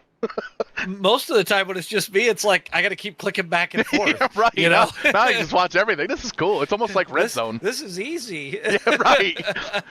Love it when a plan comes together. Joe Thompson going to stay out. You can see the 2 car of Mark Keaton. He actually got around the 02 car as they were getting on to pit road. So seconds down on pit road, they may very well that could be the championship winning move right there on pit road for the 2-car. You can see there's Robin in the 33, the 95 Pepsi ride as well. Going to come on around and join the pack here, and we'll let timing and scoring kind of sort itself out. Rick Sebren's still on the bottom right of your screen, getting hooked up with the 04 car of Mark Mann. The 2 and the 02, they're hooked up still up front as, well, they're second and third right now. Joe Thompson still has yet to come down pit road in that 29 car. Actually, a matter of fact, there he is on pit road by himself. And you can barely see in the background, here comes the field. So he might be in a good spot. It looks like Foskey got hooked up with Laskoski off pit road. But it looks like Rick Seabrand's having to kind of drag brake to get a drafting partner may have cost them running with the lead pack there. And you can see on your graphics package, the 3-car of Foskey is led a lap. I don't have that. I don't have that yet. I'm going to have to steal that from you. This was new for SDK start of this last season. They came out with a NASCAR 25 overlay to kind of go, I think, with as TJ Floyd gets loose there, to kind of go with the release of NASCAR 25, and so that's something new that they've added in the last couple of months. That may very well. I totally forgot it was the 14th. That might be what I do after we get wrapped up with this. That's the release date of NASCAR 25, and I think it's okay for us to talk about it because it was made by iRacing Studios. See, here's my dilemma. So you're going to open up a can of worms here. That's kind of what we do on Vidane TV. I mean, that's how we got our start. This is the way I look at it. Trouble. Put a pin in that one. I believe, was that Hogue? It wasn't Hogue. That was Taylor Laskoski. He nosed it straight on in. So that's going to be it for him. Oof, big time damage with that car, yeah. But you're still with Sanchez. I'll back that up on the replay.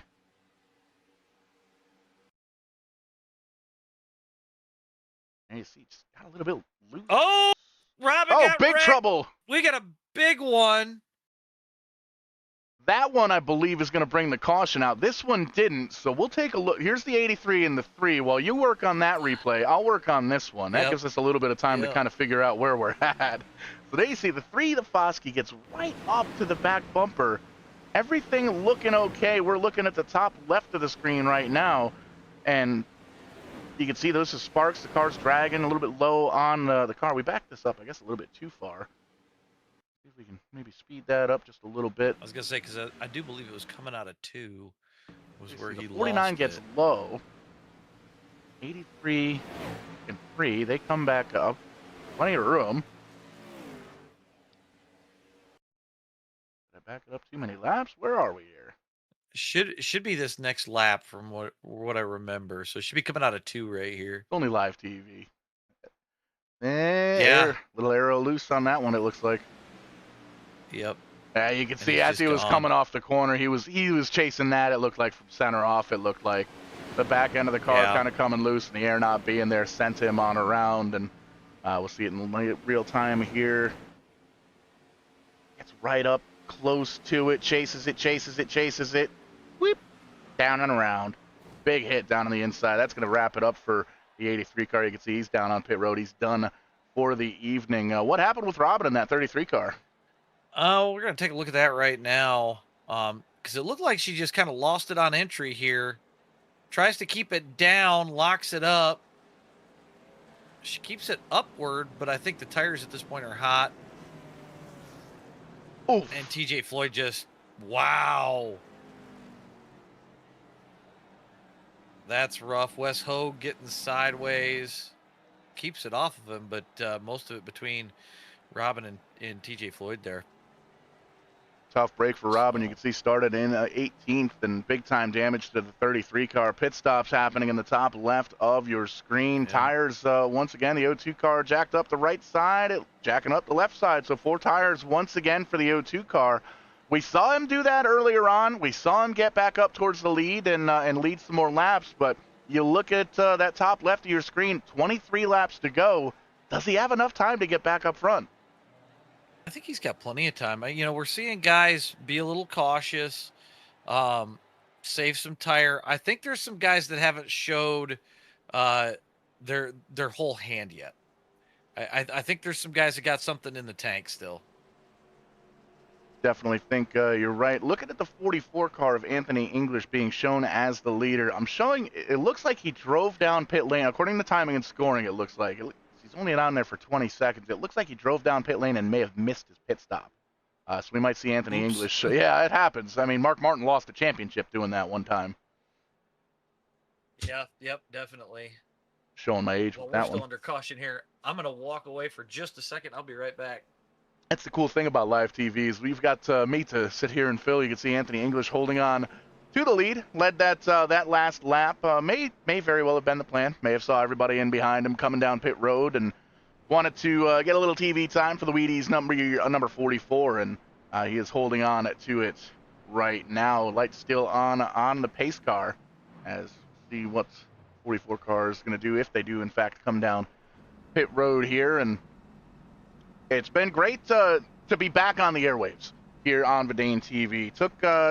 I don't even want to say we took the summer off because we were all over. We were on the road with a lot of the Speed Sport affiliates. You see Anthony English in the 44 car going to come down this time by, so may very well have just missed the pit stop last time by, or the pit box. And that happens. That happens. There's a lot of calamity down on pit road, a lot of different colors of race cars and pit boards and all sorts of distractions going on here as well. So good for the pit crew. They're going to be able to come down, no stress pit stop, 5 on, 5 off, get the thing full of packed fuel. And oh, by the way, we made mention earlier, I'm pretty sure the fuel window is about 18 to 20 laps, and we're going to get this restart with about 20, maybe 21 laps of fuel to go. I got a feeling we're going to see a lot of these cats come down, top off on fuel, and really make this thing into kind of a fuel mileage race. Lights off on the pace car, so I may have just called myself a liar, and that's kind of how it happens. We did just see Anthony English and everybody behind him, I think all the way back to TJ Floyd, all came back down pit road. Right. Yeah, these that might have been the move for the 44 car, coming down pit road, kind of faking everybody out and just coming back down. Because when you pit, if you don't come down pit road the first time by, I don't think it'll let you pit the second time by. It'll let you pit, but I'm pretty sure, and don't quote me on this, but I'm pretty sure you get a stop and go penalty if you don't go down the first time. So Anthony English might have played it a little smart by, zipping down pit road, just going out in front and then re-pitting it. We'll have to keep an eye on that one. You can see a bunch of drivers coming down with 1 to go. There's only 4 drivers going to restart up on that high line, and the 3 car of Foskey is going to start up on the outside. Kevin West in the 01, the trailer park dude, going to restart P1. Clint Econolodge, Joe Thompson, and Rob Collier, the top 5. Keeteman, Poleske, Thompson, Hogue, and English, the top 10. Remember, English just topped off on fuel. So if this thing goes green with 21 laps to go, I think you're going to see a lot of drivers try and save a little bit of fuel, maybe get a quick caution. This is going to get interesting. There's a lot of different strategies that can go into this final 22 laps. Yeah, I mean, at this point, I think if you're anything outside the top 5, you're looking at, okay, let's try to keep the car in one piece. Let's make it to the end, hope it goes green, and be there at the end. You said side by side with the leader. You got it. Kevin West on board on your bottom right. We're going to look at the onboard, the restart from outside the 01 and the 3 car. Going all the way down towards turn number 1. Barney in the flag stand says green, green, green. Big jump from the 01. Not quite a jump, just a little bit better start for the 01 car of West down on the bottom side. And there's a whole mess of cars down in the bottom. Only 4 of them up top. Who's saving fuel? Who's trying to get TV time? What strategy is going to pay off here in 22 laps? Do we get a green-white checkered? Do we get 3 green-white checkers? Lots of questions, not many answers. You got to watch for the final 21 laps here on Stevens Motorsports over on YouTube and Verdane TV. We're taking over the internet. Showtime, Paul Strickland Jr. on the mic for the first time in a very long time. AJ Stevens alongside me, having a blast with this Liberty Racing League championship finale. Somebody's leaving here tonight with a championship belt.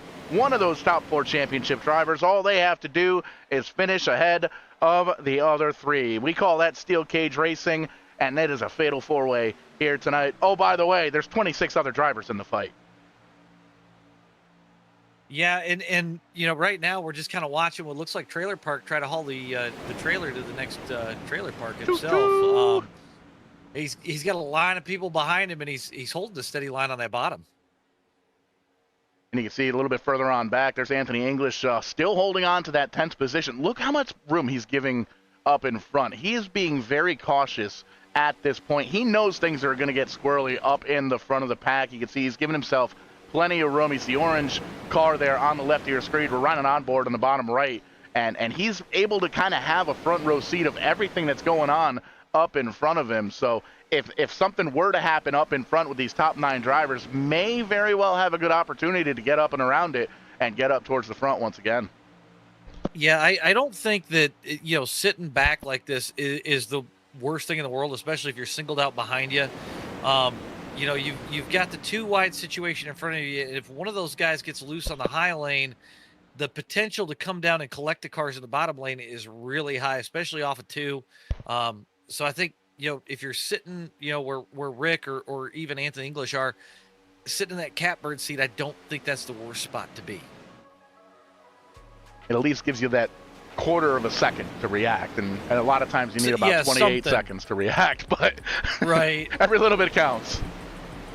I've like I said earlier, I've wrecked in a lot of cars around this place, and I can't think of one that stops on a dime. So yeah, you're not kidding. You can see that Highline.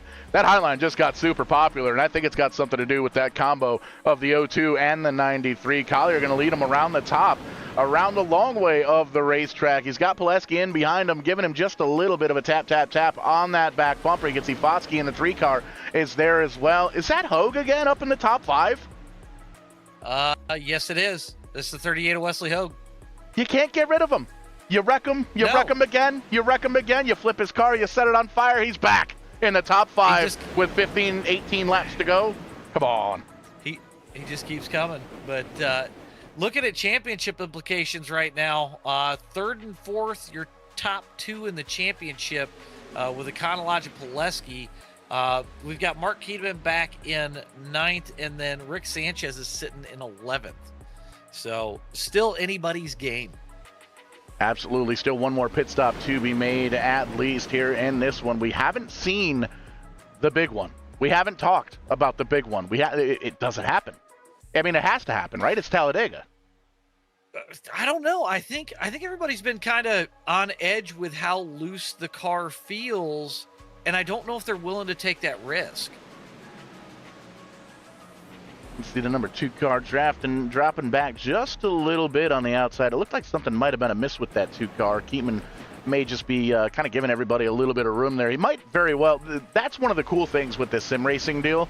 You can always tell who has the broadcast up on their phone kind of taped on the dashboard, because when we start talking about the calamity in the front, there's always a couple of drivers that go up to the high side and just kind of drop in the back, and then we'll ask them, how'd you get around that? So, listening to you guys in the booth, and you said they were getting crazy, so I figured I'd drop back a little bit.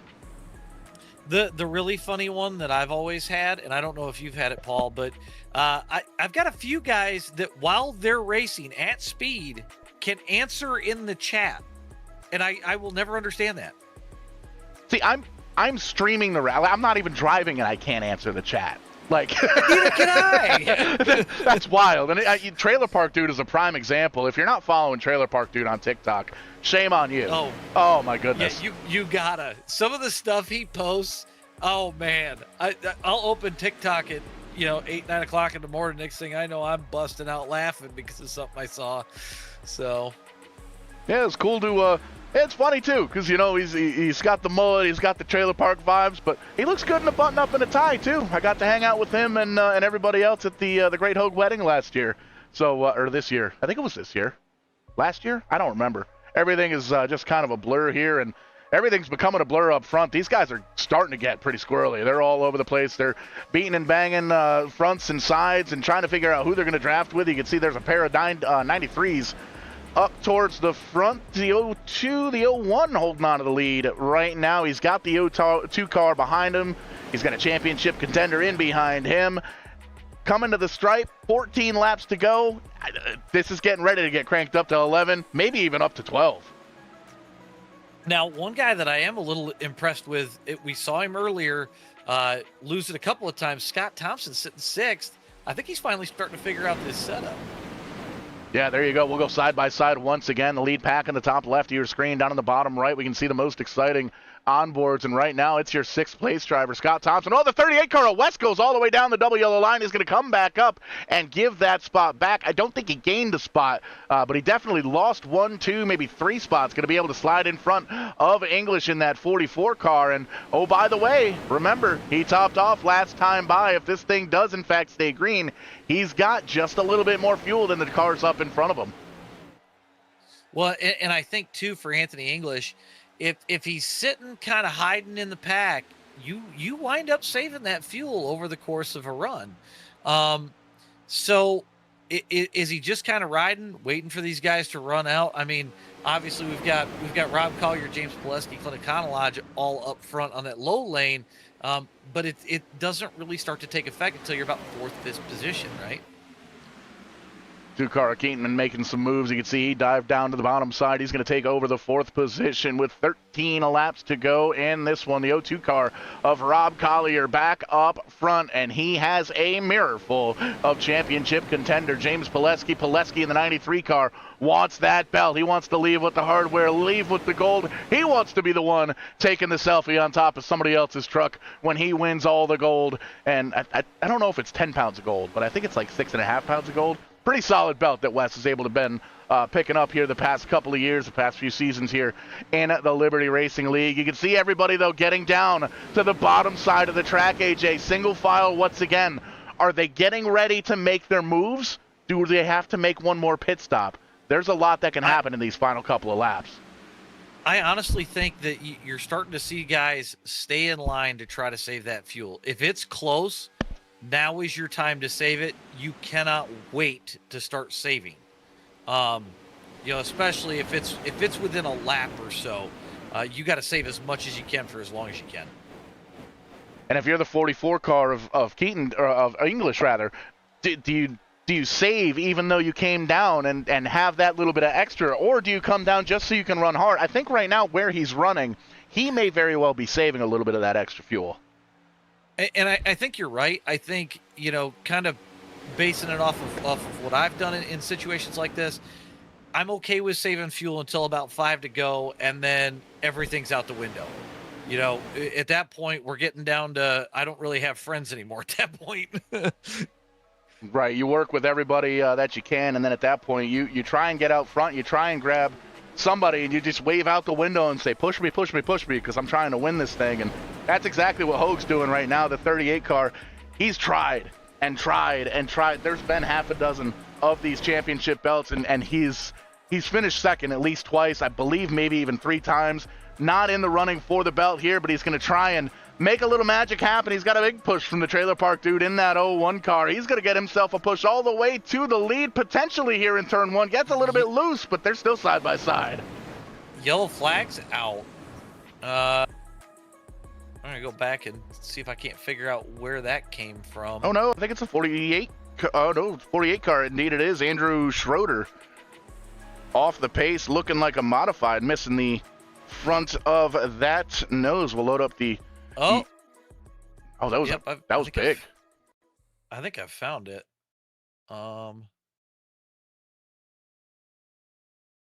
So looks like we're looking at heading into the tri-oval there, and I'm not sure. Couple of looks at it. 48 car we're going to keep an eye on, and started 43rd, having himself a decent run up towards the top 10, and see side by side just gets a couple of cars going for the same piece of real estate. Collides with the 5 car, the 05 car rather. There you can see the slow motion, almost what do they call that? Simultaneous spinning, synchronized spinning. Right, synchronized spinning. It actually kind of looked to me like the 95 might have been a little close through that tri-oval, and it looked like the rear end started dancing a little bit. But yeah, it definitely knocked the left front clean off of Andrew Schroeder's car. Yeah, tough break. We'll ride on board on the top left. There you see, and just at that point, you hold on to the wheel. Oh, he slapped right into the pace car. Oh, man, I hope he's okay.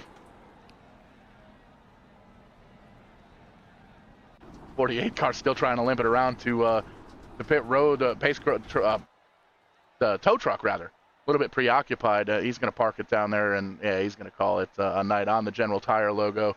Tough break, man, for the 48 car. Finally gets himself up towards the top 10, and unfortunate event is the O2 car going to hold on to the lead right now with 9 laps to go. I will say I was kind of impressed with Michael Ziegler there. I haven't got to talk about him much all season, but you know, he was in that wreck with Schroeder. Does a full 360, doesn't hit anything else. So, you know, minimal damage to that 05 car. You know, and I saw that that Porsche paint scheme a little. Porsche, is that a Porsche Lamborghini? It's the Porsche logo on the hood, or maybe yeah, it is the Porsche. Is it the Porsche Malibu? Or the Porsche SS? I think we're gonna call it the Porsche SS. I like that. Yeah, I was looking at it from far away. I love the blue. It's got like a Pepsi blue. The rims are beautiful, but then you get real close up and you've got this like yellow lightning stuff on it. That's a sharp paint scheme. For a second, it kind of and I know Ziegler's gonna watch this back and he'll probably laugh at it, but it kind of looks like he ran through some eggs and it just splattered all over the hood. Or, yeah, that or bees. It looks like he ran into some bees. Yeah. Yep. But you can see the 05 on the side of the car, chrome, 5 extra horsepower. So he might need it here. Yeah. He's going to come off pit road 13th, and I think we're going to get the restart with maybe 6 laps to go or so. It's going to be a doozy. If you have any popcorn left, you might want to set it aside because you don't want to spill any at the checkered flag. No, I think things are about to get really interesting. You've got James Poleske in the second position. Clint Econolodge is in 5th. Mark Keeteman 6th, and I'm looking for Rick Sanchez is actually a lap down in 20th now, so I'm not sure if that's going to take him out of this unless he's still on pit road. That might be no. I've got him a lap tail down. end right now. He may get the free pass. Or maybe it's my timing and scoring is behind, but it could be my timing and scoring too.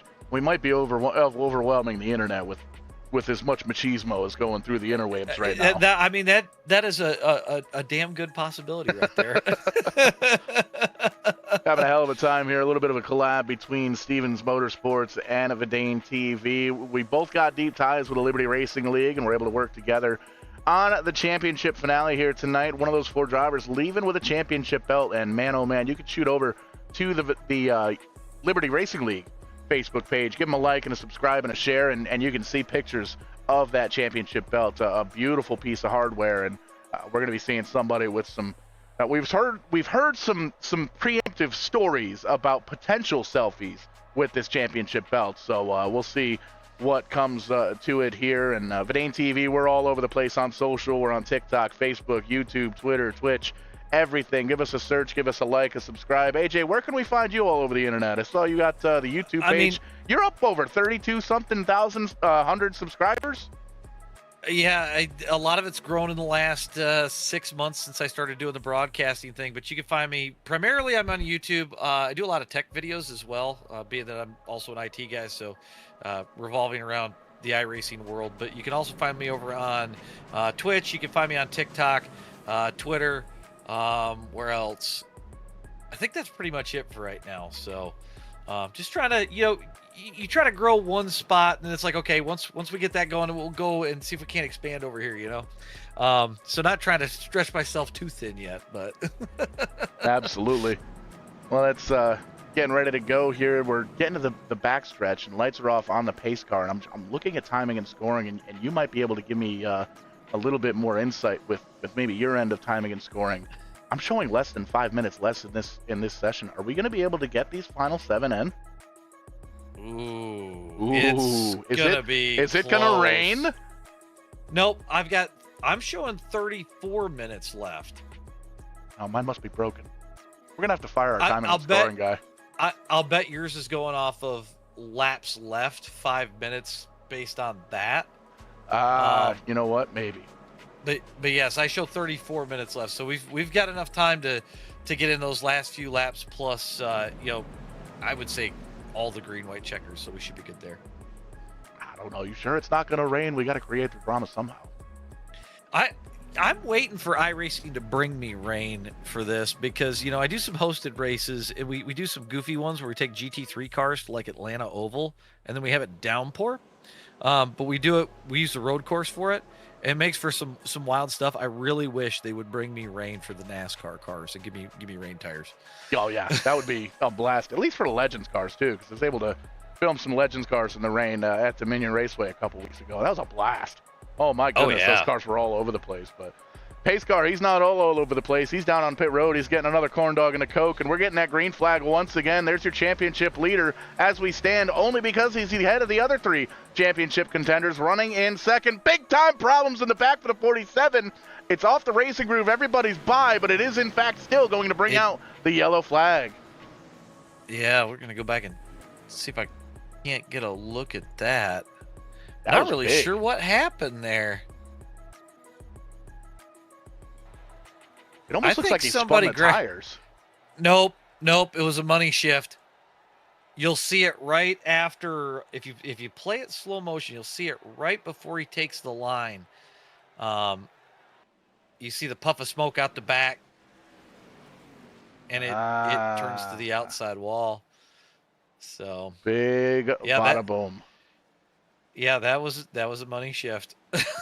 Did they call it a money shift because it usually costs a lot of money? Yep, that's where that lies. Yeah, no, there's a motor, maybe a transmission. So. That might be what our pace car drivers do. I'm not really sure where the pace car's at. And it's funny too because I've got the Fanatec shifter. That's what I use, even though I'm usually a Moza guy. But I've ran into issues with this thing if I put it in H pattern mode to where you could grab third gear going from second, and it'll register first. So yeah, it'll bite you. Yeah, that counts as expensive. We're riding on board right now with James Poleske. You're riding outboard. Listen to that. All you hear is wind.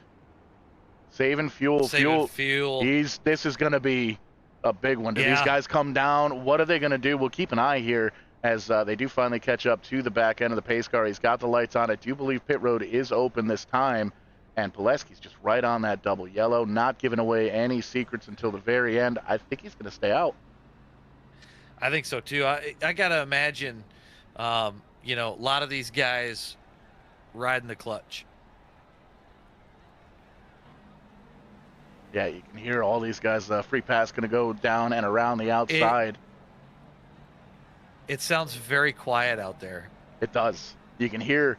You can even hear. Eerie. You can hear the ambient noises of the racetrack, the crowd, the murmur of the crowd talking about who's going to win this race, and walk away with the championship belt. Just going from in-car to in-car to in-car. Every single one of these drivers is clutched in right now. Is anybody in the back down on pit road? Are they gonna maybe take advantage of this? I've got English and Hogue down on pit road. So if we get to overtime, that could pay off huge. Hogue having a little bit of damage. You can see he's back. They were doing everything they can to try and get that thing taped up, ready to rock and roll. You can see the lights appear to be off on the pace car. 44 still getting work done down on pit road here. They've been down there for about 15 seconds or so, so not entirely sure what's going on with the 44 car.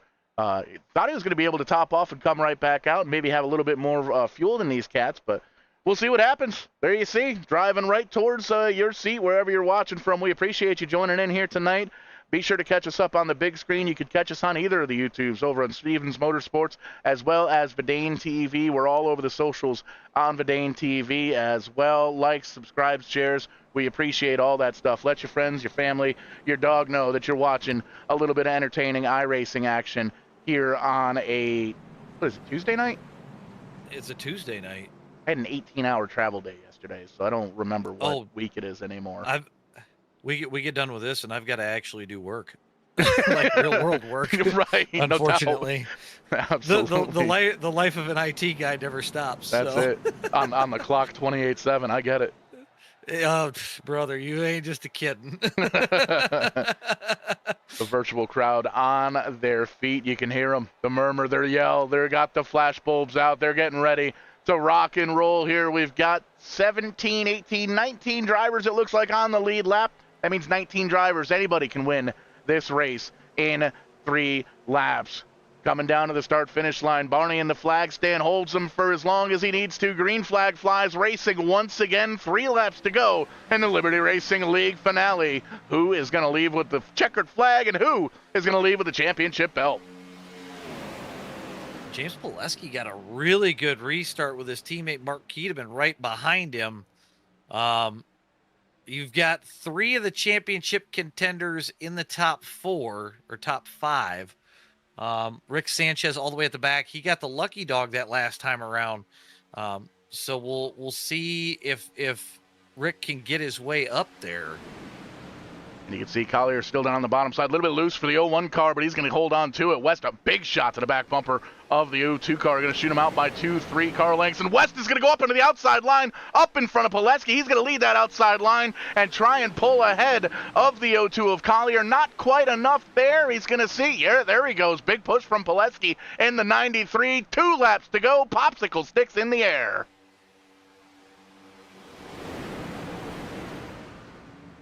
Man, you gotta wonder what's going through Poleske and Keeteman's head.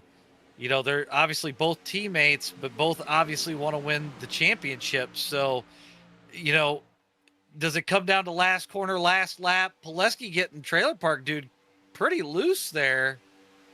He's trying to block all 3 lines, and there were only 2 of them. Doing a good job right now. Is he going to be able to hold off that 02 car? Massive push from Poleske in the 93. You're riding on board throughout the field. Down in the bottom right, we're looking at the front of the field on the top left of your screen. Please sponsor this segment. It is super cool. White flag, 1 lap to go here at Talladega Super Speedway. The 02 of Collier down on the bottom side. A big push from the 93 Geico machine in behind him. But Kevin West up on the high side in the 01, getting a big push from Poleske. Poleske holding on to the championship lead right now. No, he's not. Econolodge, that 93 Geico machine. He's in front by about 2 inches, AJ.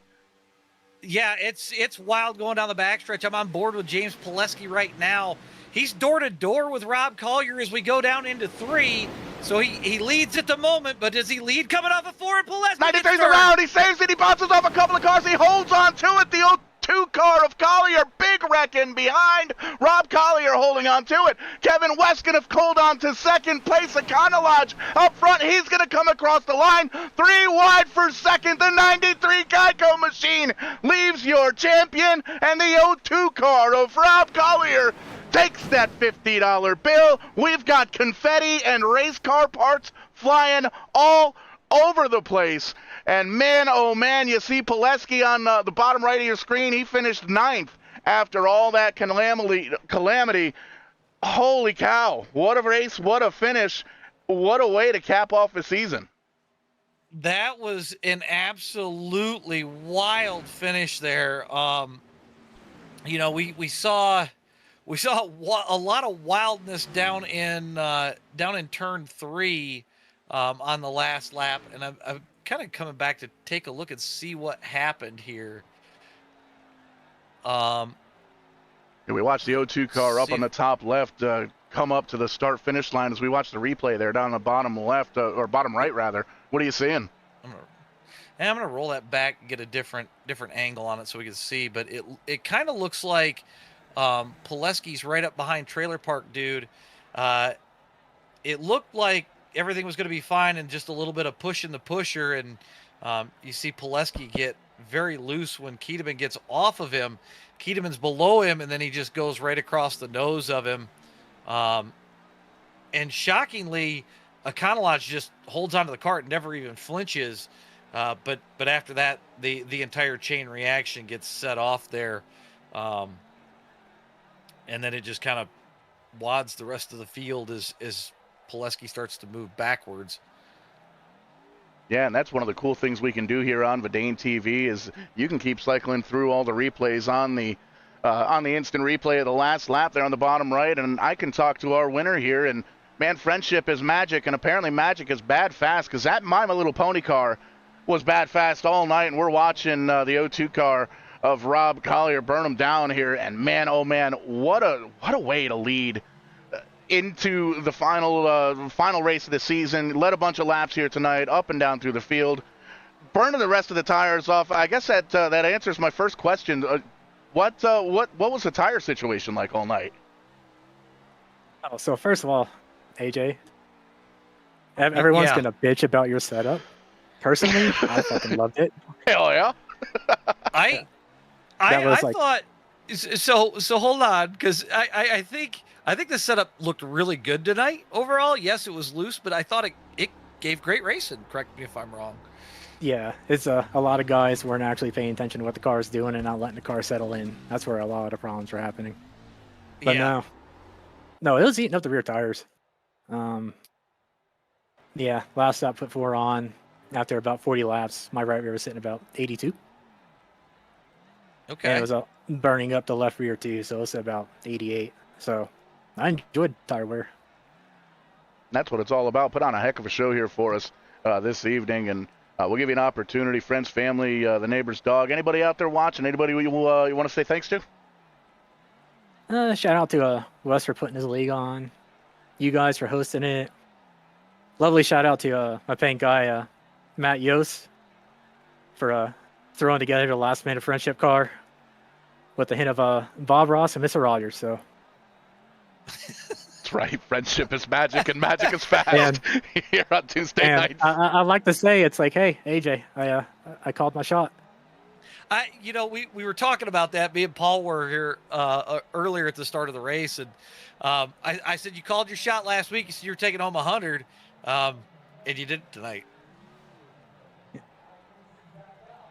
But yeah, thanks guys.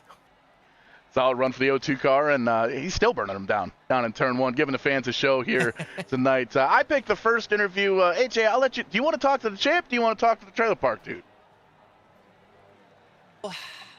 Let's talk to the trailer. Have a microphone. Oh, that's right. We can't talk to the champ.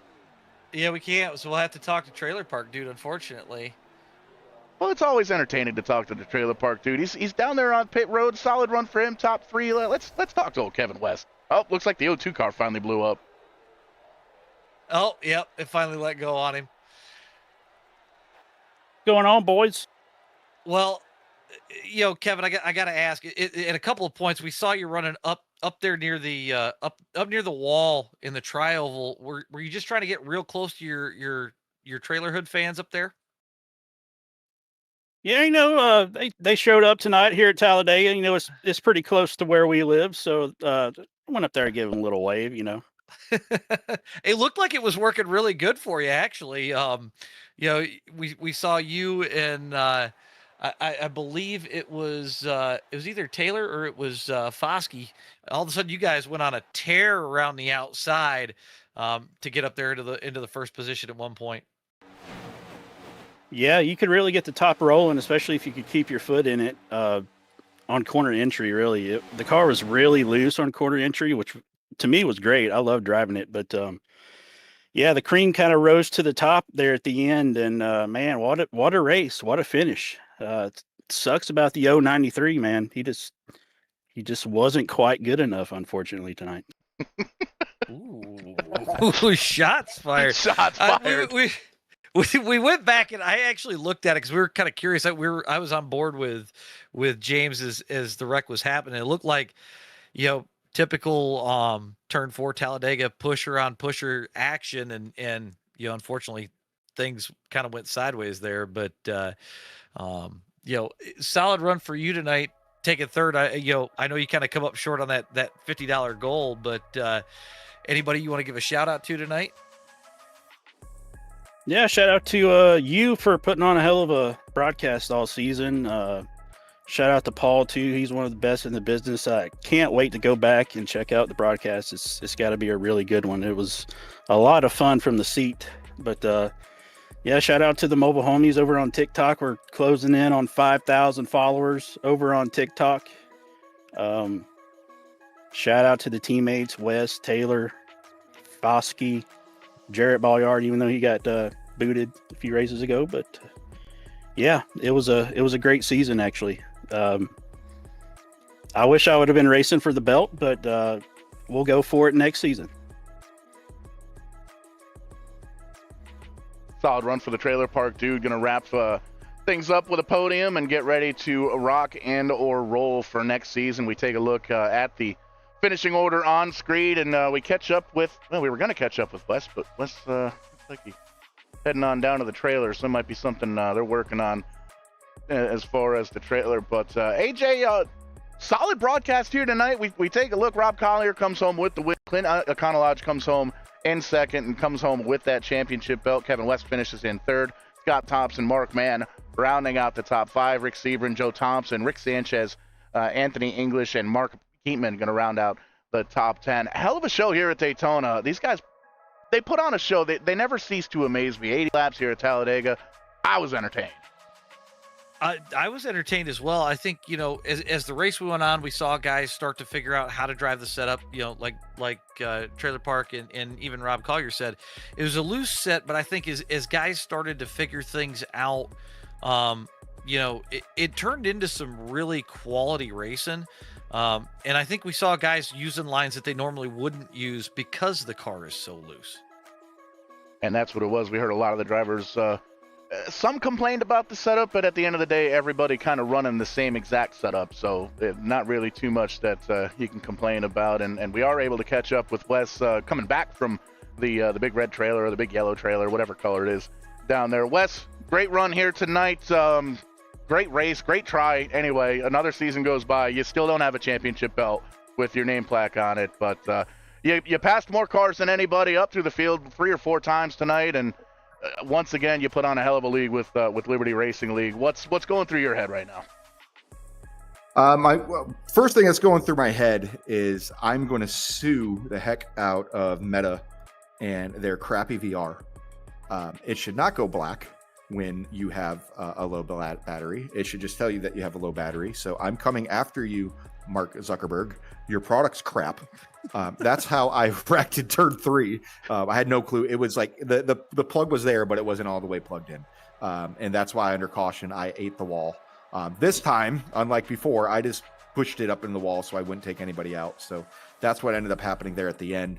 I want to speak upon Clint Econolodge, a.k.a.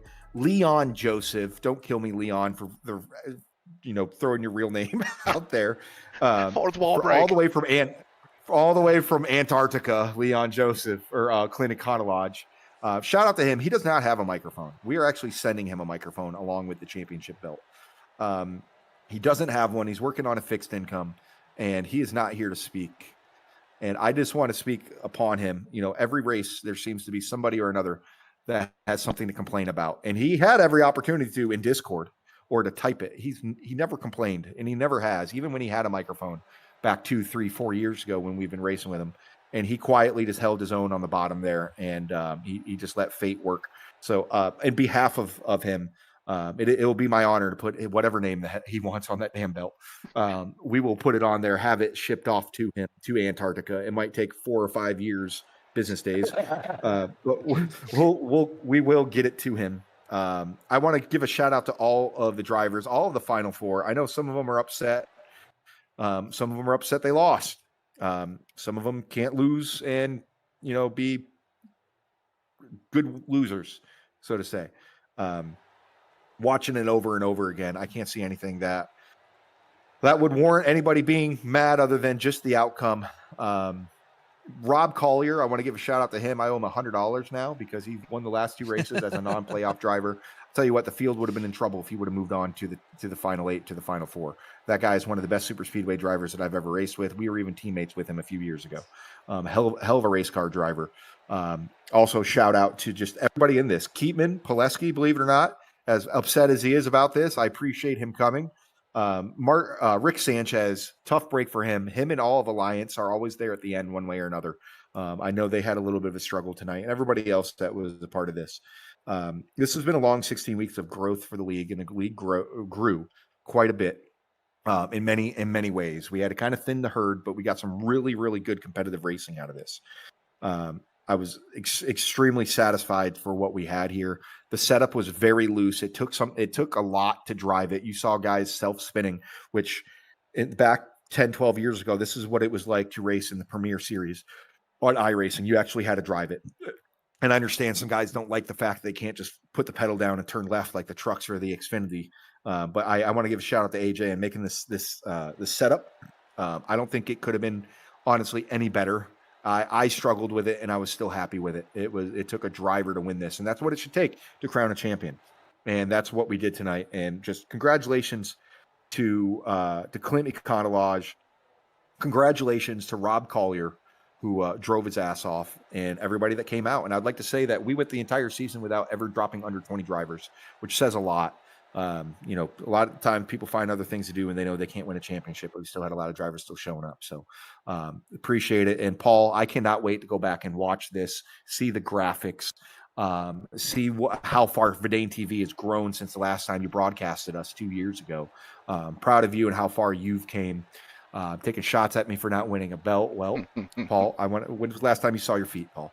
But no, actually, when you bent me in half and you put me through a table up in Buffalo, you son of a what's up. No, and last but not least, all of Stevens Motorsports, RJ helping out in the booth as well as in Eye in the Sky. Obviously, AJ every single week putting on this show for us and letting the viewers see what we have to offer, and then jumping in the booth with Verdane TV. Hopefully, you've learned something from Paul. Paul, hopefully you've learned something from AJ tonight, as both of you all are wonderful at what you do. We were actually kind of, I know I learned quite a bit tonight just watching Paul work the cameras instead of me. So it's kind of nice for once to, step back and kind of take it all in and see what he's doing. But, we were talking about it a little bit, we might do some more collab stuff if it works out. Yeah. I mean, that's the guy to learn from. Paul Circlin Jr. took fake video game racing broadcasting into real life. So if there was anybody I would tell you to lean on it. Would be him. But nonetheless, guys, thank you so much. Congrats again. I wish he had a microphone. I wish you guys, I don't know if you guys heard me screaming on race control for him. But that guy has worked his tail off. He's been through a lot with us. He's been through a lot personally. And he stayed out of all the drama, never had anything negative to say. Except once he went off on somebody on like week 8, and it's the first time I've ever seen him get fired up. And he told somebody that like, you want to mess around, I'm your Huckleberry, and I lost it. You never seen the quiet kid get angry, and finally saw the quiet kid get angry, and I absolutely loved it.